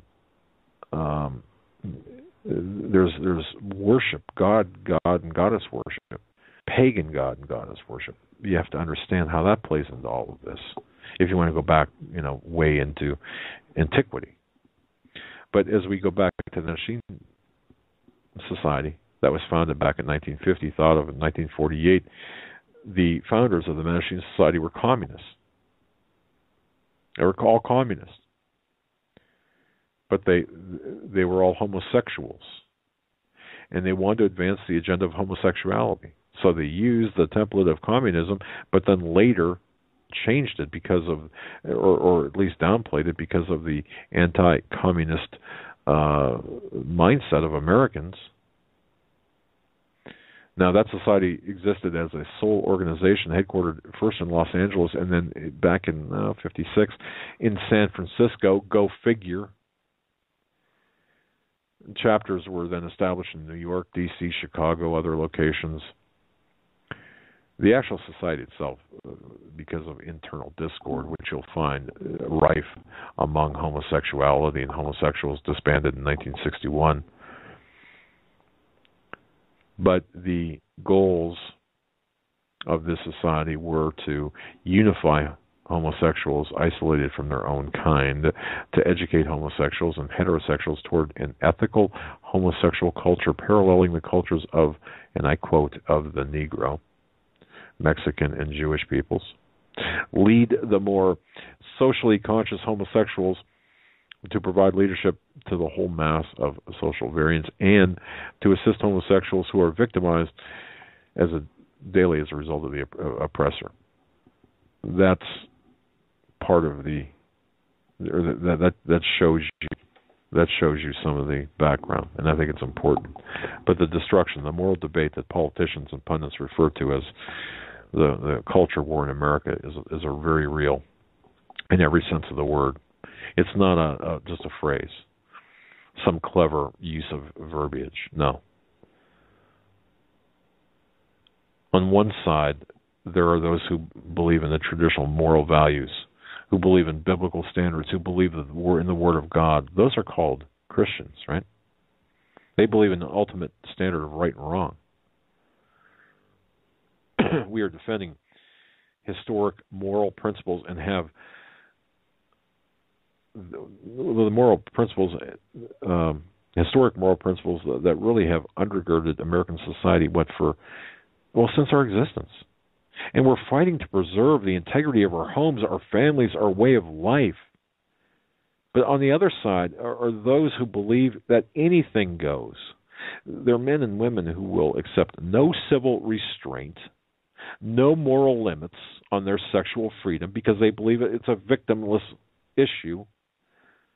The result is that we today, right now, as we sit here and as you listen to this, we are engaged in a life and death struggle. And this will become a life and death struggle for Christians. If you are a true Christian, you will not go along to get along. You will not accept the decision of the Supreme Court. You will not accept the abomination. You will not accept being forced to go against your religious beliefs, to bake a cake for a homosexual couple. You know, when our military is already, they got their hands full. They're engaged in mortal combat and have been, right? For their very existence. They're fighting that moral war, that moral imperative. The Bibles, no way. Homosexuality, come on in. This is absolutely ridiculous. Do you see how all of this is tied together? And don't forget, Joe, you had mentioned, you brought this to my attention, others have as well, and we talked about this yesterday. 1973, the American Psychiatric Association removed homosexuality from its list of emotional disorders. Mm-hmm. Yes, it did. Why? You know why? Was it because they had made some discovery that, oh, wait a minute, this is a medical issue? No. They buckled to political pressure. Where did that pressure come from? That pressure came from actually the legislators, the progressive / Marxist / if you want to call them liberals, but from the legislative branch.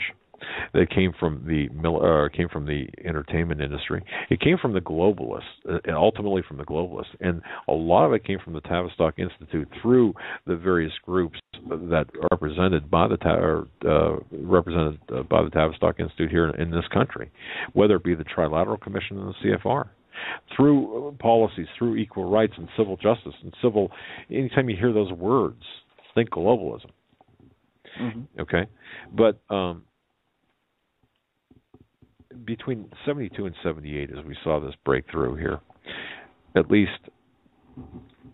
48 state legislators granted, and I quote, civil rights to homosexuals comparable to those accorded to ethnic minorities. And see, Greg Jackson makes it a point too, where, well, I don't want to get into that. Just go ahead and spread that video. And look at the transcript of the video at HagmannHagmann.com. At least 20 states during that time period repealed their sodomy laws, and if you go back to 2003, the U.S. Supreme Court, in the case of Lawrence v. Texas, ruled that sodomy laws of Texas are unconstitutional. So, what happened? Well, the other states followed suit. And all across the country, openly homosexual political candidates have been elected to public office. I mean, where? I mean, everywhere, from city councils, school boards, to House of Representatives. And the big thing, in 2004, the state of Massachusetts, the city of San Francisco, well, they both began issuing marriage licenses to same-sex couples. The combined result today is that there's virtually no area of society where homosexuals don't have a highly visible presence. The gay rights platform, or as I would call it, the homosexual platform, in 1972, the 1972 platform of the homosexual movement alerted average Americans to where this whole thing was going, and this happened at what time? Right around Roe v. Wade. It included a program of sweeping changes to all of the institutions of modern society. And there were there's a gay and lesbian Gay and Lesbian Task Force during their march on Washington in 1993, if you might remember this. What were their demands? Very quickly, implementation of homosexual, bisexual, and transgender curriculum at all levels of education. This is why little Johnny knows how to put a condom on a cucumber. Excuse me for being blunt. Because you see, this is an artifact of this homosexual agenda. Lowering the age of consent for homosexual and heterosexual sex. You don't think that the homosexual men in this country want 12, 11, 10-year-old boys? Is that offensive to you? It should be. I hope it is. Because that's exactly what they want. They want legalization of homosexual marriages, custody, adoption. And this is, I'm just referencing the March on Washington in 1993, which is the planks. Custody, adoption, and foster care rights for homosexuals, lesbians, and transgender persons, but also the right to make them into homosexuals and lesbians themselves, the kids, the children. The redefinition of family to include the full diversity of all structured families, to redefine everything. Oh, and they wanted full access to the Boy Scouts of America. Let me ask you something, too, now that we're on this. Why in the world, does anyone out there know any Muslim bakers? Anyone have the temerity, the intestinal fortitude to go ask a Muslim baker to make Someone did.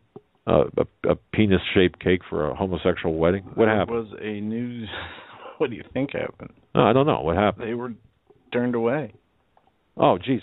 Well, wait a second.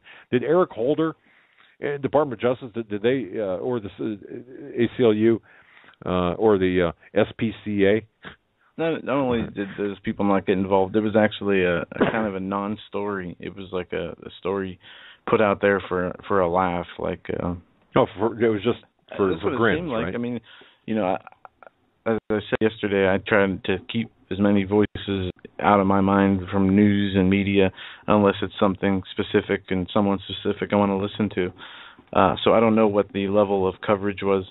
I'm sure that was a talking point through some of the mainstream media stations that day, but it wasn't, it wasn't continued to be pursued as would be a heterosexual baker refusing to make a homosexual wedding cake. All right. Well, so a big zip, nothing, nada. Okay. Well, I think what we ought to do is get homosexual bakers, put them, or whatever. Or I'm sorry, get the Muslims out there in America. Hey, I know it might be against religious beliefs, but go ahead and we want a cake, or we want whatever the case might be, and let's see what the Department of Justice does, or the ACLU, or whatever other institution does. You think they got the guts to go against the Muslims? Of course not. Why do you think it's all Christians? Have you asked yourself that? Why is it all Christians? Because of their religious beliefs. Do you think it's by accident? No. Do you think that these lesbians and homosexuals that go to these bakers and other businesses, do you think that they're being goaded by people and maybe greased by others, by other interest groups to go out there and to do this? Of course they are. You see, and I'm going to close with this. What everyone needs to understand, this effort to legislate special rights, it's not about equal rights, it's about special rights for homosexuals and lesbians. It's got nothing to do with protecting homosexuals, lesbians, transgendered, whatever weirdo type behavior. No. Homosexuals are already protected by law, just like everybody else. The push for special rights legislation is nothing more than an effort to legitimize and add respectability, to the homosexual, lesbian, transgendered, wacko lifestyle. But it changes the nature of both civil rights and natural rights, placing homosexuals into a class of their own, which is why each and every one of us must resist any attempt by this Supreme Court, by this government, by the state government, by the federal government, by your pastor, whoever, but by any legislative body to pass any legislation and rewarding people with rights on the basis of unnatural, that's right, I said it, unnatural sexual practices makes a mockery of our legal system and, more importantly, mocks God. Well said. With that, we're going to take our break. We're going to come back from our commercial and take your calls at 661-244-9839. That is 661-244-9839. We want to hear what you have to say on anything we talked about today or anything that we did not cover that you would like to talk about. We also have some other news on the other side we could get into, but we will take calls if you guys do call in. Of the Hagmann Hagmann report. Hey, thanks for putting up with me during the second hour. I hopefully imparted some important information, background information for you. If not, well, I already heard from some people who said, well, that behavior exists in the heterosexual community too. I'm not going to argue the point. I've got we can match statistics, we can match crime scene photos, we can match whatever you want to match, but the bottom line here is homosexuality in the eyes of God is an aberration. It's an abomination. And the Supreme Court has no right to redefine squat when it comes to marriage. And no court in the land has that ability. So you want to argue that? Let's argue on that level. Well, I'll just say this. All sin, in habitual sin, living in sin, accepting of it, leads to more sin. Right. And just for that matter alone, we should be aware and understand. And you know what? None of us, look, every one of us is born into sin, right? Mm-hmm. And we all sin every day. Mm-hmm. So we strive as Christians not to sin. We're not going to. I mean, if the sole measure of us getting into heaven was based on our daily behavior, that wouldn't work out too well. So, hence, obviously, and I'm not trying to make light of this, obviously, but that's why we had the ultimate sacrifice paid for us for our sins. I want to thank Bob and Maggie and Doug C. For sending in Time Magazine. I asked a question, or I didn't know the answer to the question about the cover. Time Magazine published 2 articles on radical theology, the first appearing in October 1965, and the second was a cover story for April 8th, 1966, Easter issue, which asked, "Is God dead?" And that from Bob and Maggie. Thank you so much for that.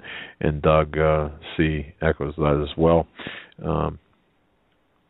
But thank you for that. Thank you for the information. See, we get the most intelligent radio audience out there. We really do, and then the most proactive. And I just thank God every day for each one of you listening. Thank you. And even Nancy, I thank you. I thank you too for your email. Hit a quick news story here, then we'll take some phone calls.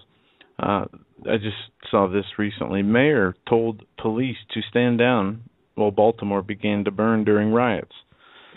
This comes from a new damning report that claims the city and the mayor of the city told police to stand off from rioters on Monday.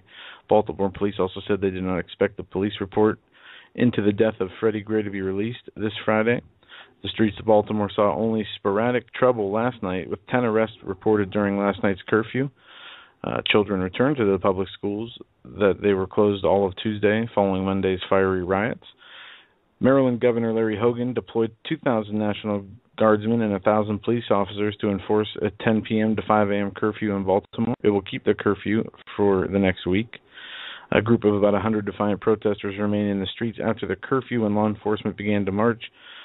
And the protest seemed to, I don't want to say be winding down, because we have people who are now protesting in Ferguson. We have New York City protests going on there also.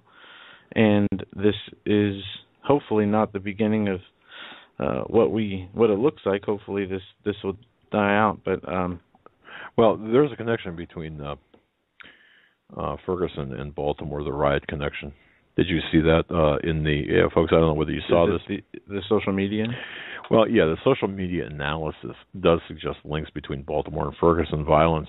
This came out by Fox News. Now, when I looked at this, and I spent Catherine Herridge, absolutely incredible, great investigative reporter, but I do believe they've got the reins tied pretty tight on these reporters. But if you look at her report that indicates this analysis of social media traffic in downtown Boston or downtown Baltimore Monday, the connections to the protests in Ferguson last year, there's a relationship there. Now, there's a firm, this data mining firm, that shared its findings exclusively with Fox, this according to this article. Okay, now having said all of that, and did I say this? They asked to remain anonymous because of the work that they do for the government. Boy, that statement right there should send alarm bells off of everybody's system. Data mining company, government work, wants to remain anonymous. What more do I need to say? But they found between 20 and 50 social media accounts in Baltimore that were tied to the peak period of violence in Ferguson. So what does this mean? I think it's deeper than that. Okay, and I because when I first saw this article early today, or late last night, I don't know when it was the days run together, but what it looks like is you got two cities, 800 and some miles apart, and people are surprised. Everyone's acting surprised. Oh my goodness! You mean to tell me that? Well, the social media, there's a connection here. Of course it's being used to fuel violence, social media. Of course there's a connection. Of course there is this agenda, and it is pitting, essentially, it's multifaceted. Got this movement to go against the police by normal people. Let's blame the police. Now, look, we can blame Canada. Yeah. No, I'm kidding. But you know, it's something to see this take place. Then you've got, as you said, Stephanie Rawlings Lake, the mayor of Baltimore, saying, "Hey, stand down!" Right? Now, you're going to see denials. You're going to see contradictory news reports. Oh, is that like the mayor saying, we're going to sit back and give these people time to destroy, and then saying, how dare you twist my words, saying we'll give them time to destroy? It's, excuse me. The issue here, and I know Robert had talked about this, Baltimore, the riots in Baltimore. There's this myth, this agenda that's being pushed about race in this country, and it's being fueled by Obama. And I go back to the article that's on Hagmann and Hagmann.com about, and folks, do you remember this in 2012 and later, where my DHS source said that Obama was intentionally fueling the race wars. Okay, intentionally fueling the race wars. Now, who is putting a mask on there and getting them all tough cocktails? And who knows? Maybe. Hey, I'm sure if he had boys, they'd look like every one of those is in Baltimore, right? And now, that's based on his own statement from the Trayvon Martin case. Right, I understand that. But if you look at what is taking place in Baltimore and Ferguson, and I do predict this, and with a heavy heart, I predict this, that Obama's his apparent inaction and his action by sending 3 members of his from Washington to the Gray funeral, it is showing exactly where he stands with regard to race, but ever subtly so. But the objective here, the bottom line objective, based on my assessment, is they will use the race riots to justify additional militarization of police, which, I mean, not that they have to do that, but then you get into the martial law scenarios. Of course, you saw the curfews yesterday. You saw a baseball game, not that I really care, I could care less, being played without an audience or without an audience. That's not the right verbiage, right? Baseball game being played without people in the stands, whatever that means. Without the audience, without the fans. Without the fans, there you go. Public. Yeah. So is this, and then you've got people burning down the houses, looting CVS, burning CVS down, people that are, being burned out of their homes, and you've got reporters that are getting whacked. 5 got beat up. And some by the police, too, I saw. Yeah, yep. Now, so you've got chaos, and chaos is a tool of the revolutionary left, of the Marxist, of the communist. Chaos is a tool, or Satan is the author of chaos. So you can trace this all the way back to Satan, of course. But what we're watching, and people might equate this to, look at what happened in 1968. And you can get the books from U.S. News, or the book. In fact, I've got the cover posted within the article at Hagmann Hagmann.com. I've got the cover posted there. I've got the book. We got it at a bookstore in Western New York or in the Adirondacks that actually had some interesting collections of books. But the bottom line here is it's the same agenda from the 60s, but now you've got the demonstrators of the 60s in power in this generation, who are pulling the strings and guiding the revolutionaries. So they've had really 2 generations to hone their skills. Now they're preparing to take us down, and this is tied to all laws, and this also serves in this convoluted way the domestic violence that's taking place as a result of these riots. Also leads to discussions about the southern border. Just follow me on this. And it also leads to the domestic threat. Now, and I don't know, and this is important to understand as well. And Joe, I'm not sure if I mentioned this at all yesterday, but the NDAA. Did we talk about this? No. Okay. The NDAA, there's a sunset provision that's due to expire in June.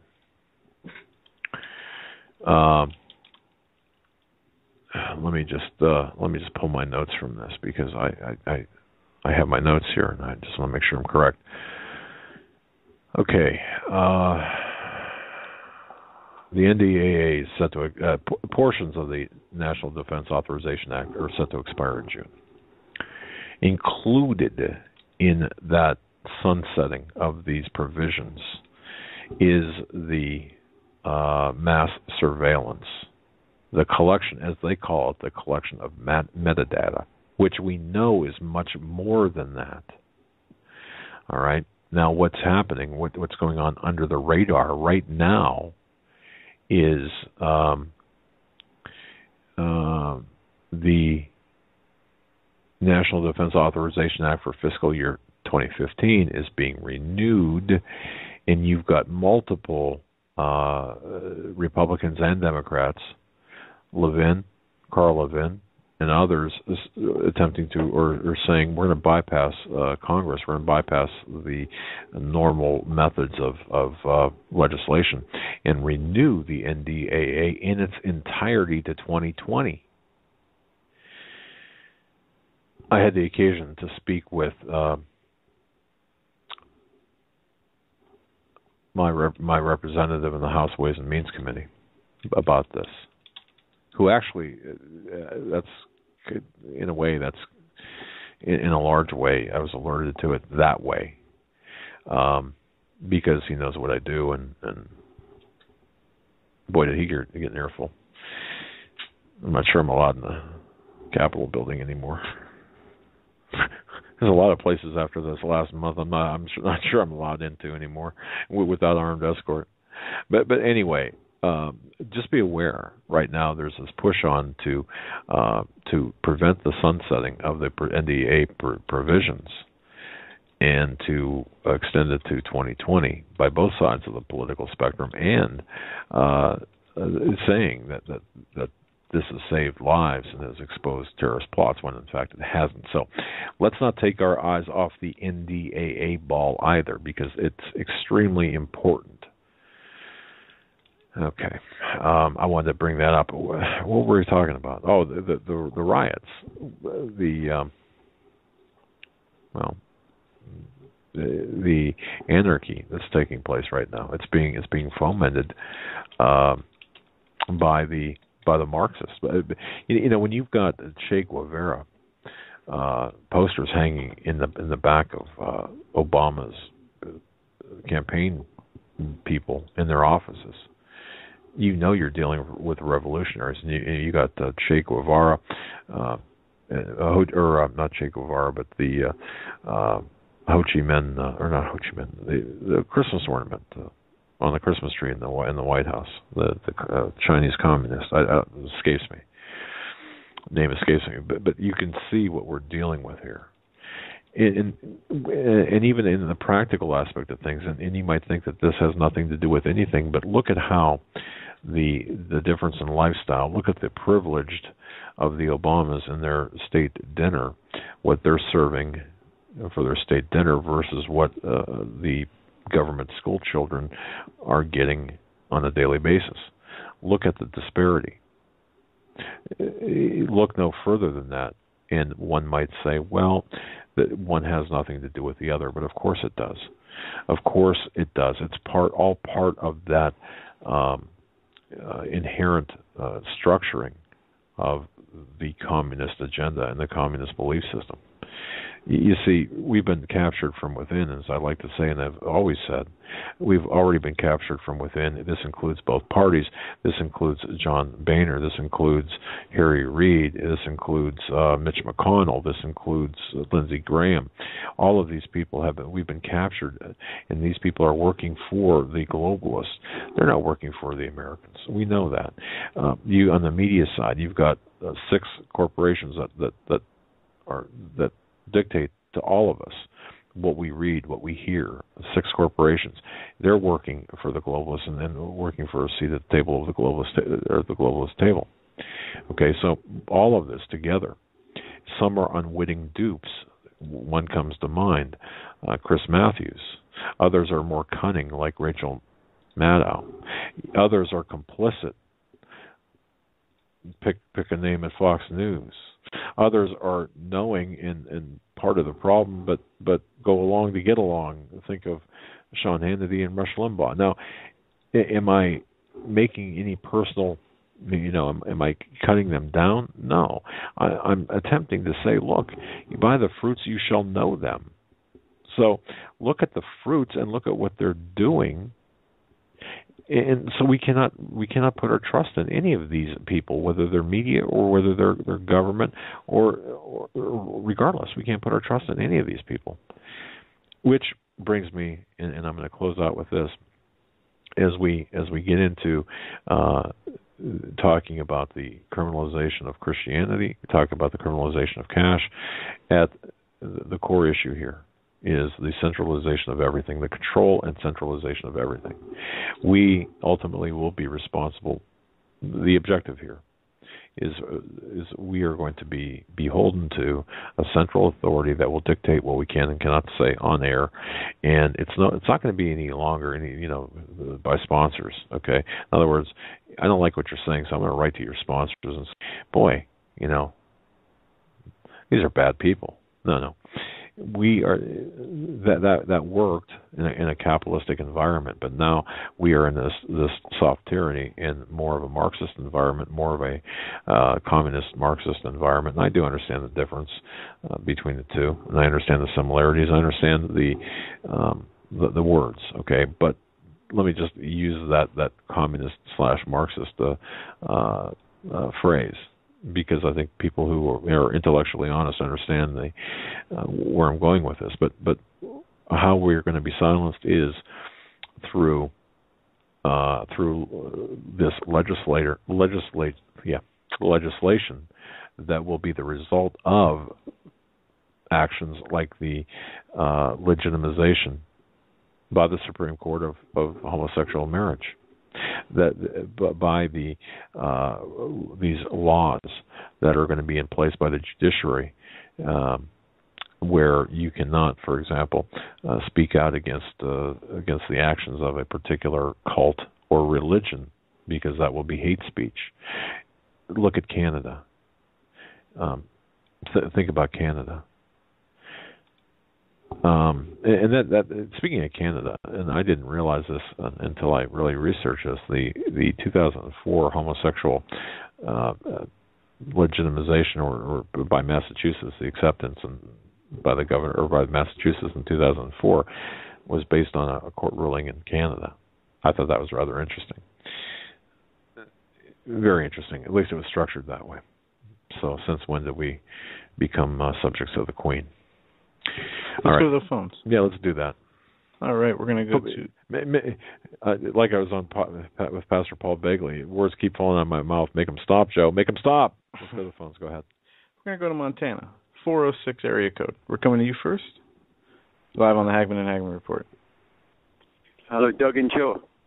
Hey. God bless you. How are you folks doing? I just wanted to make a comment about this whole thing it's not unreasonable what's going on in this nation, but I think Jesus spoke of it when he said, if you were of this world, the world would love its own. But because you're not of this world, I've called you out of the world. You'll be hated by this world. And the bottom line is Satan in Scripture is spoken of as the God of this world. And the Lord prophesied that in the last days there was going to be, that Satan was going to make war with the saints and even overcome them at one point there. But it clearly, what we're seeing right now, it's unreasonable, like you said, beyond measure, that Christians aren't out beheading people, they're not raping people or selling people into slavery. And it's written in the Quran and everywhere else, these very things. And it's lawful for them to do these things, but nobody has a problem with them. And they hate homosexuals and are less merciful to them than Christians are. Christ wants to redeem them.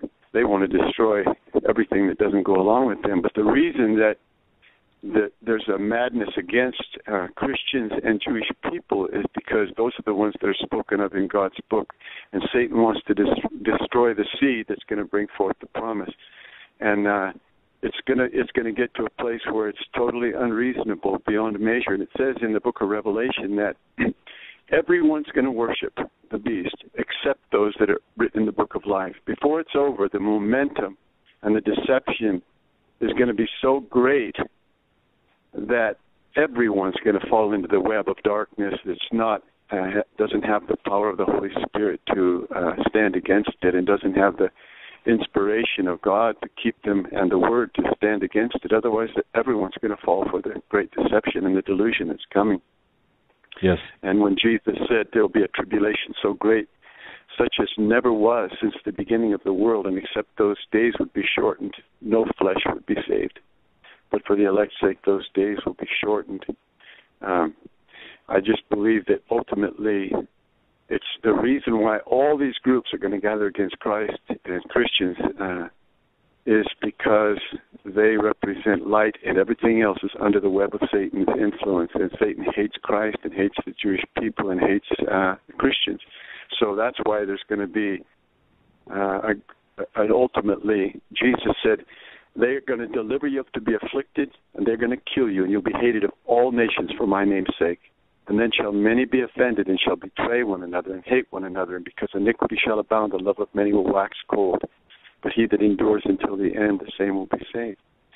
And I know that there's a tremendous war planned against the righteous, and it's time for us to be overcomers, to buck up and stand in the strength of Christ. Because ultimately, we know that demise and the end of the wicked and the end, there's all through the Scripture, from the old prophets and the new ones, there's a word, a theme that says, behold, the day cometh. There's a day when it says God is furious. It says in Nahum, the Lord revengeth and is furious, and he will take vengeance upon his enemies. Psalm in Psalm 2, he says, "Why do the heathen rage? The people imagine a vain thing. The kings of the earth set themselves, and the rulers take counsel together against the Lord and against his anointed, saying, let us break their bands asunder and cast away their cords from us." And it says, "And behold, he that sits in the heavens shall laugh, for the Lord will have them in derision."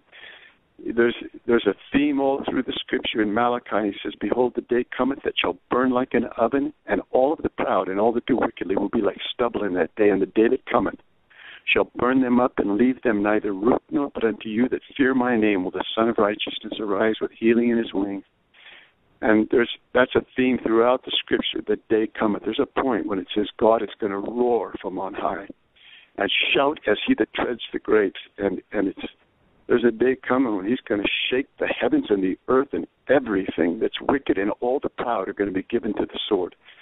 And we need to hold steady in Christ, because I believe that there is a deliverance for those that walk with Christ. The Psalm 91 and many, many promises with Esther, and so many. The enemy's not going to have his way. He's going to do his one last fling, and then it says, "And the devil that deceived them was cast into the lake of fire and brimstone, where the beast and the false prophet are, and shall be tormented day and night forever and ever." That's the end of the devil and all of the wicked. And so we need to hold steady with Christ, and we have one short run, and we'll all be standing before the Lord, and the books will be opened, and all that are not written in the book of life will go into the lake of fire. But those that are written in the book of life and have been faithful unto death are going to have the crown of life forever and ever, in an eternal kingdom where there's no more death, no more sorrow, no more crying, no more pain. The former things are done away. And very well this is a very intense hour we're coming to, but by the strength of Christ, we will overcome. We will overcome. Yeah, well, we're already fighting from a position of victory. It's just getting through this gauntlet of organized evil, the secret masters of the dark empire of secret societies, the occult hierarchy, the black adepts of the cult of evil, the ancient Luciferians. This is what we're up against. I mean, at its core, this organized evil that sits at this dark empire. And within this dark empire, the secret societies, the Fabian socialists, which are in power today, which represent the Luciferian agenda, that's the biggest part of this. That's what we're fighting against. And, this is a 5,000 or 6,000 year old agenda. And, so it's a sinister plot to change the world. It's to orchestrate this Luciferian conspiracy for world government, and we call it the New World Order, but they seek to establish conditions on Earth that will be, conducive to this kingdom of the Antichrist, as you had mentioned. And this is the bigger plan. This is what the insiders call the Great Plan. But yeah, you're right. We will overcome, but we must stand in the gap in the meantime. And anybody that thinks that the Most High God spoke and the universe exists, humbles himself to look on the heavens and the earth. It says, counts all the nations as but the dust of the balance, insignificant to the weight, one way or another, stretches forth the heavens like a curtain, and as a vesture he'll gather them up and cast them aside. That anybody that thinks that they can come against the mighty God and win is an absolute fool. The Lord God gave them their breath, and with a word he can take it away, and they return to dust. He is the glorious and mighty King. And anything that comes against him is going to be dashed in pieces like a potter's vessel. Amen. Amen. Very well said. Very well spoken. Appreciate it, my friend. God bless you. God bless you as well. Have a great night. And folks, just remember the implementation of a homosexual agenda is not just a political concern, but a very profound spiritual concern, in that homosexuality is a spiritually deadly condition that threatens, for a number of reasons, its zealots, its practitioners. It's got the capacity to do great evil to a morally ordered society. That the homosexual has been used as an instrument of destruction by dark spiritual forces throughout history. and very wicked men and women who are at their core, human agents of evil, have actively supported the rise of the homosexual, GLBT, whatever lobby. They've been channeling funding from tax-exempt foundations to support the political and ideological assault on the natural moral order of on Earth. I'm not talking New Age now. I'm talking about biblical. And it's homosexuality is one of the weapons in the armory of evil, in the quiver of arrows, in its assault on God, the family, on God's creation. It's a very wicked. It's fundamental to in its wickedness and evil strategy, and its intent on collapsing Western civilization, on Western morals, and look what it's done throughout history. Even the word. The ancient interdiction of homosexuality was predicated on Scripture, and the condemnation by God that it is as one of the most loathsome sins should tell you something. The term sodomite, that was very damning, is very damning when used the essentially, the grave connotations attached to that word. Okay, that's one of the main reasons why the homosexual lobby has so vigorously attempted to render certain speech politically incorrect and hate speech. So just remember where all of this originates. And, it's unfortunate that we don't have, or seemingly we don't have people with network microphones saying this, making this a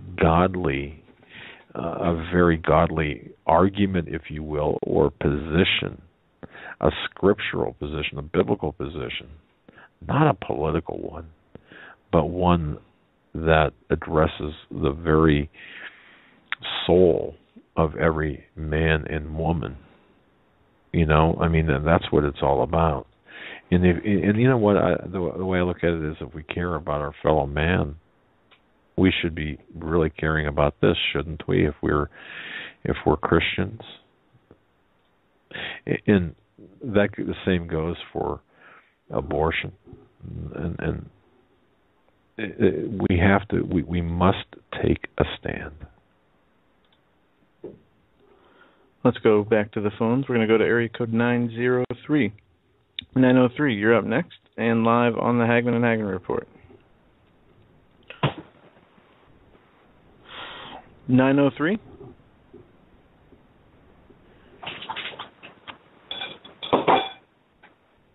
All right. Sounds like we're doing dishes.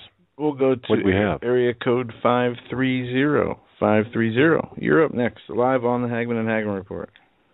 Hi, thank you for taking my call, Doug and Joe. Thanks for calling. My name's Melissa, and I live in California. And, Doug, when I heard you talk about your uncle, it just upset me so bad because I can really relate to that. I'm sorry. I'm emotional. This whole thing is just so disturbing. In the early 70s, I gave my heart to Jesus when I was 14, and we lived in San Francisco. One day I was walking down the street not long after. I saw two men holding hands, and I just says to God, why don't they know what they're doing is wrong? And God said to me, he said, there's going to be a disease that will kill them. And at this time, I was very young. I didn't even know if it was God or not, and I never told anybody. And when I started seeing things start to happen, then my brother came down with AIDS. And before he died, I told him what God had told me. And he says to me, why didn't you ever tell me that? I says, would you have believed me? He said probably not. But before he died, he said being gay was a lie. Okay, then my sister also was gay. 3 years ago, her lover was cheating on her, so my sister was a retired Richmond Police Department cop, became a U.S. Marshal, took her gun to her head, and shot herself. So, homosexuality robs families. I will never be an aunt. My children will never have cousins. My mother will never have more grandchildren. Homosexuality has robbed my family. But Melissa, and I totally agree with you on this, but have you ever had anyone say, but they could have been heterosexual and the same thing could have happened? Has anyone said that to you? That they could have, I'm sorry, you blanked out there. Okay. Has anyone said, well, homosexuality was just merely a coincidence, we'll say? They could have been heterosexual and done the same thing, had the same thing happen, in terms of suicide or whatever. Has anyone said that to you? And if so, no. How did you Okay. No. Okay. But, because, homosexuality has a lot of unseen, or people tend not to see the ramifications that are not so that's obvious. That's right. Also, in 1 Corinthians 6:9-11, it says, "Do you not know that the unrighteous will not inherit the kingdom of God? Do not be deceived. Neither fornicators, nor idolaters, nor adulterers, nor homosexuals, nor sodomites, nor thieves, nor coveters, nor drunkards, nor revilers, nor extortioners will inherit the kingdom of God." Now, if you were born homosexual, like they like to say that they are, were you born a thief? Were you born a drunkard? Were you born a covetous? Were you born a reviler? No. No, not at all. And, of course, the comeback to that, Melissa, is that, well, science has proved that homosexuality is a DNA or genetic trait, which is a lie that's being propagated by those very people who are, attempting to promote that agenda. So you're exactly right in your assessment, Melissa. Thank you. I mean, and I'm sorry you had to go through all of that. I mean, it sounds like you went through just you saw this up close and personal. Yes. And when you were talking about your uncle, it just got me so angry up inside because of what I've gone through too, and I can feel what you've gone through, and I know what it's like. And I just pray that God just heals your heart. Well, thank you. And the prayers with you as well. And, we all have to look at this as the spiritual battle, I believe, is of what it is. And Melissa, we just have to really pray and pray and pray. But we also have to act and stand up as Christians. Yes. As we really do. And I could tell in your voice you're very passionate, and you're just a very passionate person. And we need to turn that passion into action. We really do. Yes, I've already joined Coach Dave's website and. Yeah, that's great. I'm praying and helping him any way I can. Well, God bless you. I'll let you guys go so you can take some other calls, but thank you so much for listening to me. Thanks for sharing your very personal story. Thank you so much. Thank you for calling. Have a great night. Thank you. God bless you both. God bless. God bless you too.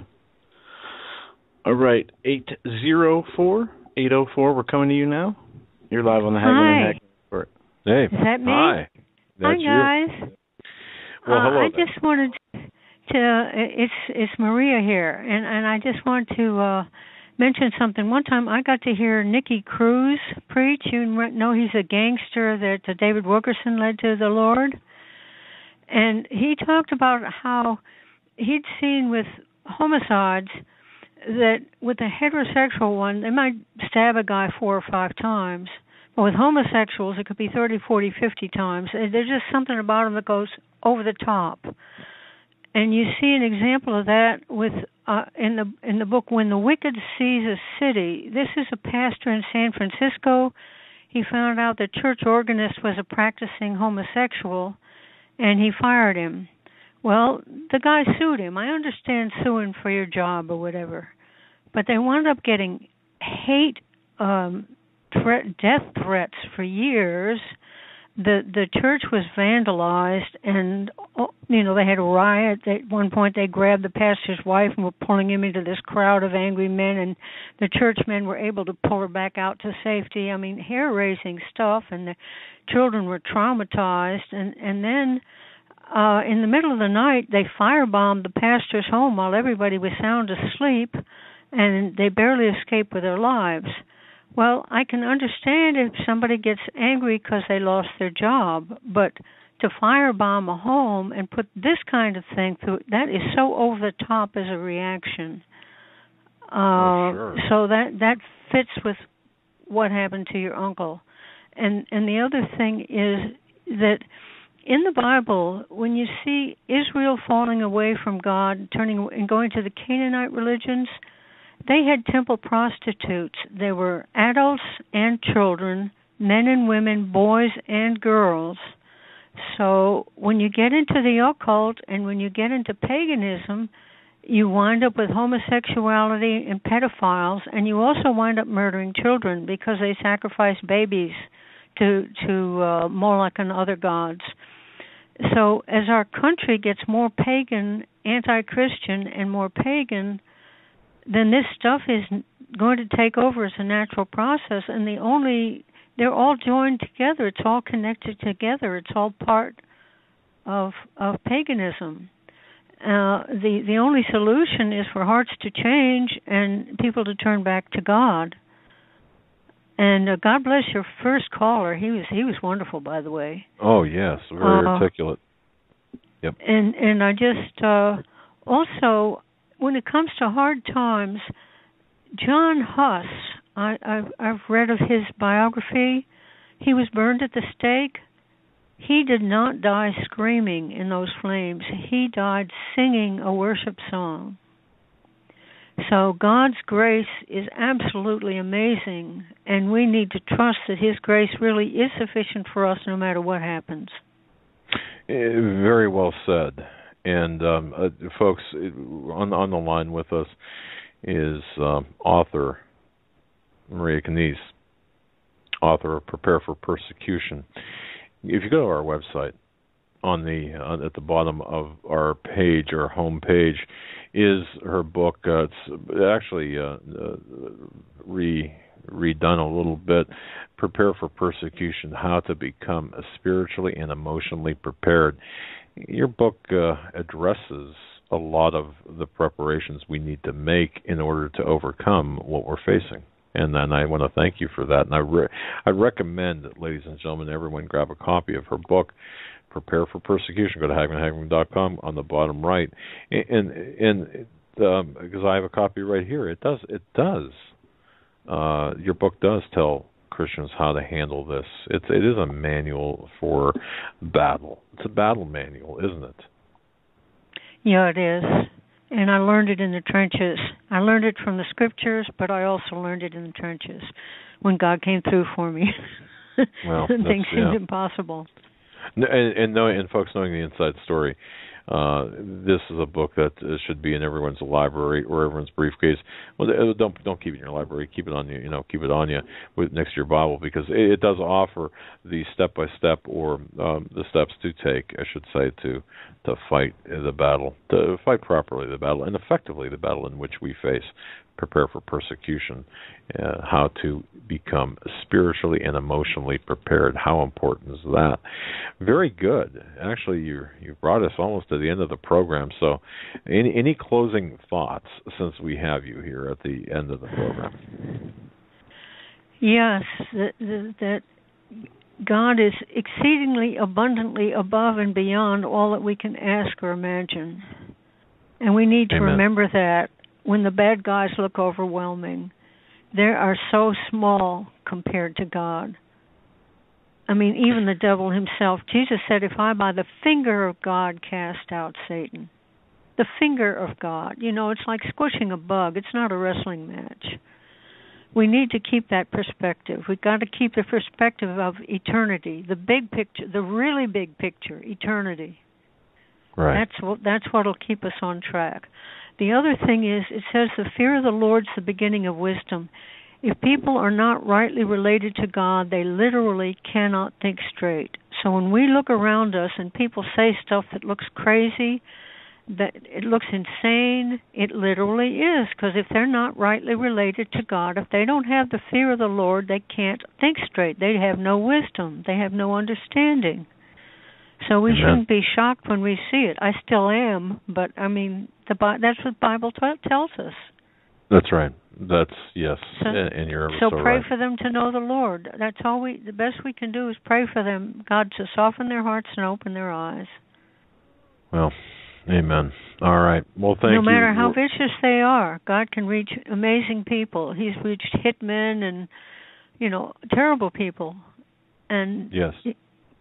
And soften the hardened, even the hardest of hearts, and make changes. And those guys know there's something wrong with them. In many ways, it's the respectable, self-righteous ones that are impossible to reach because they think they're okay. They don't know they need God. They don't know they've done anything wrong.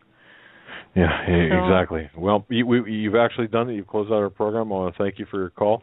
God bless you. Thank you so much for the call and all the calls before. You take care. God bless. God bless you guys. Thank you for all you're doing. Thank you. All right. And that caller was Maria Canese. Maria Canese, Prepare for Persecution. I would definitely recommend everyone grab that book, to buy that book off of Amazon. Click on the link at hagmannhagmann.com. It'll take you directly to Amazon. And as usual, you're going to have people reviewing, these stooges that'll put bad reviews on books that are, against that are Christian books. So anyone who has read the book, definitely put a review in there, a positive one, to avoid that from happening. Tomorrow. Paul McGuire. I can't wait. Paul is on fire. Watch tomorrow for the website, Hagmann Hagmann website, with respect to something related to Paul McGuire. It's going to be great. So, till tomorrow, stay safe. God bless. Have a great night. Good night, everyone.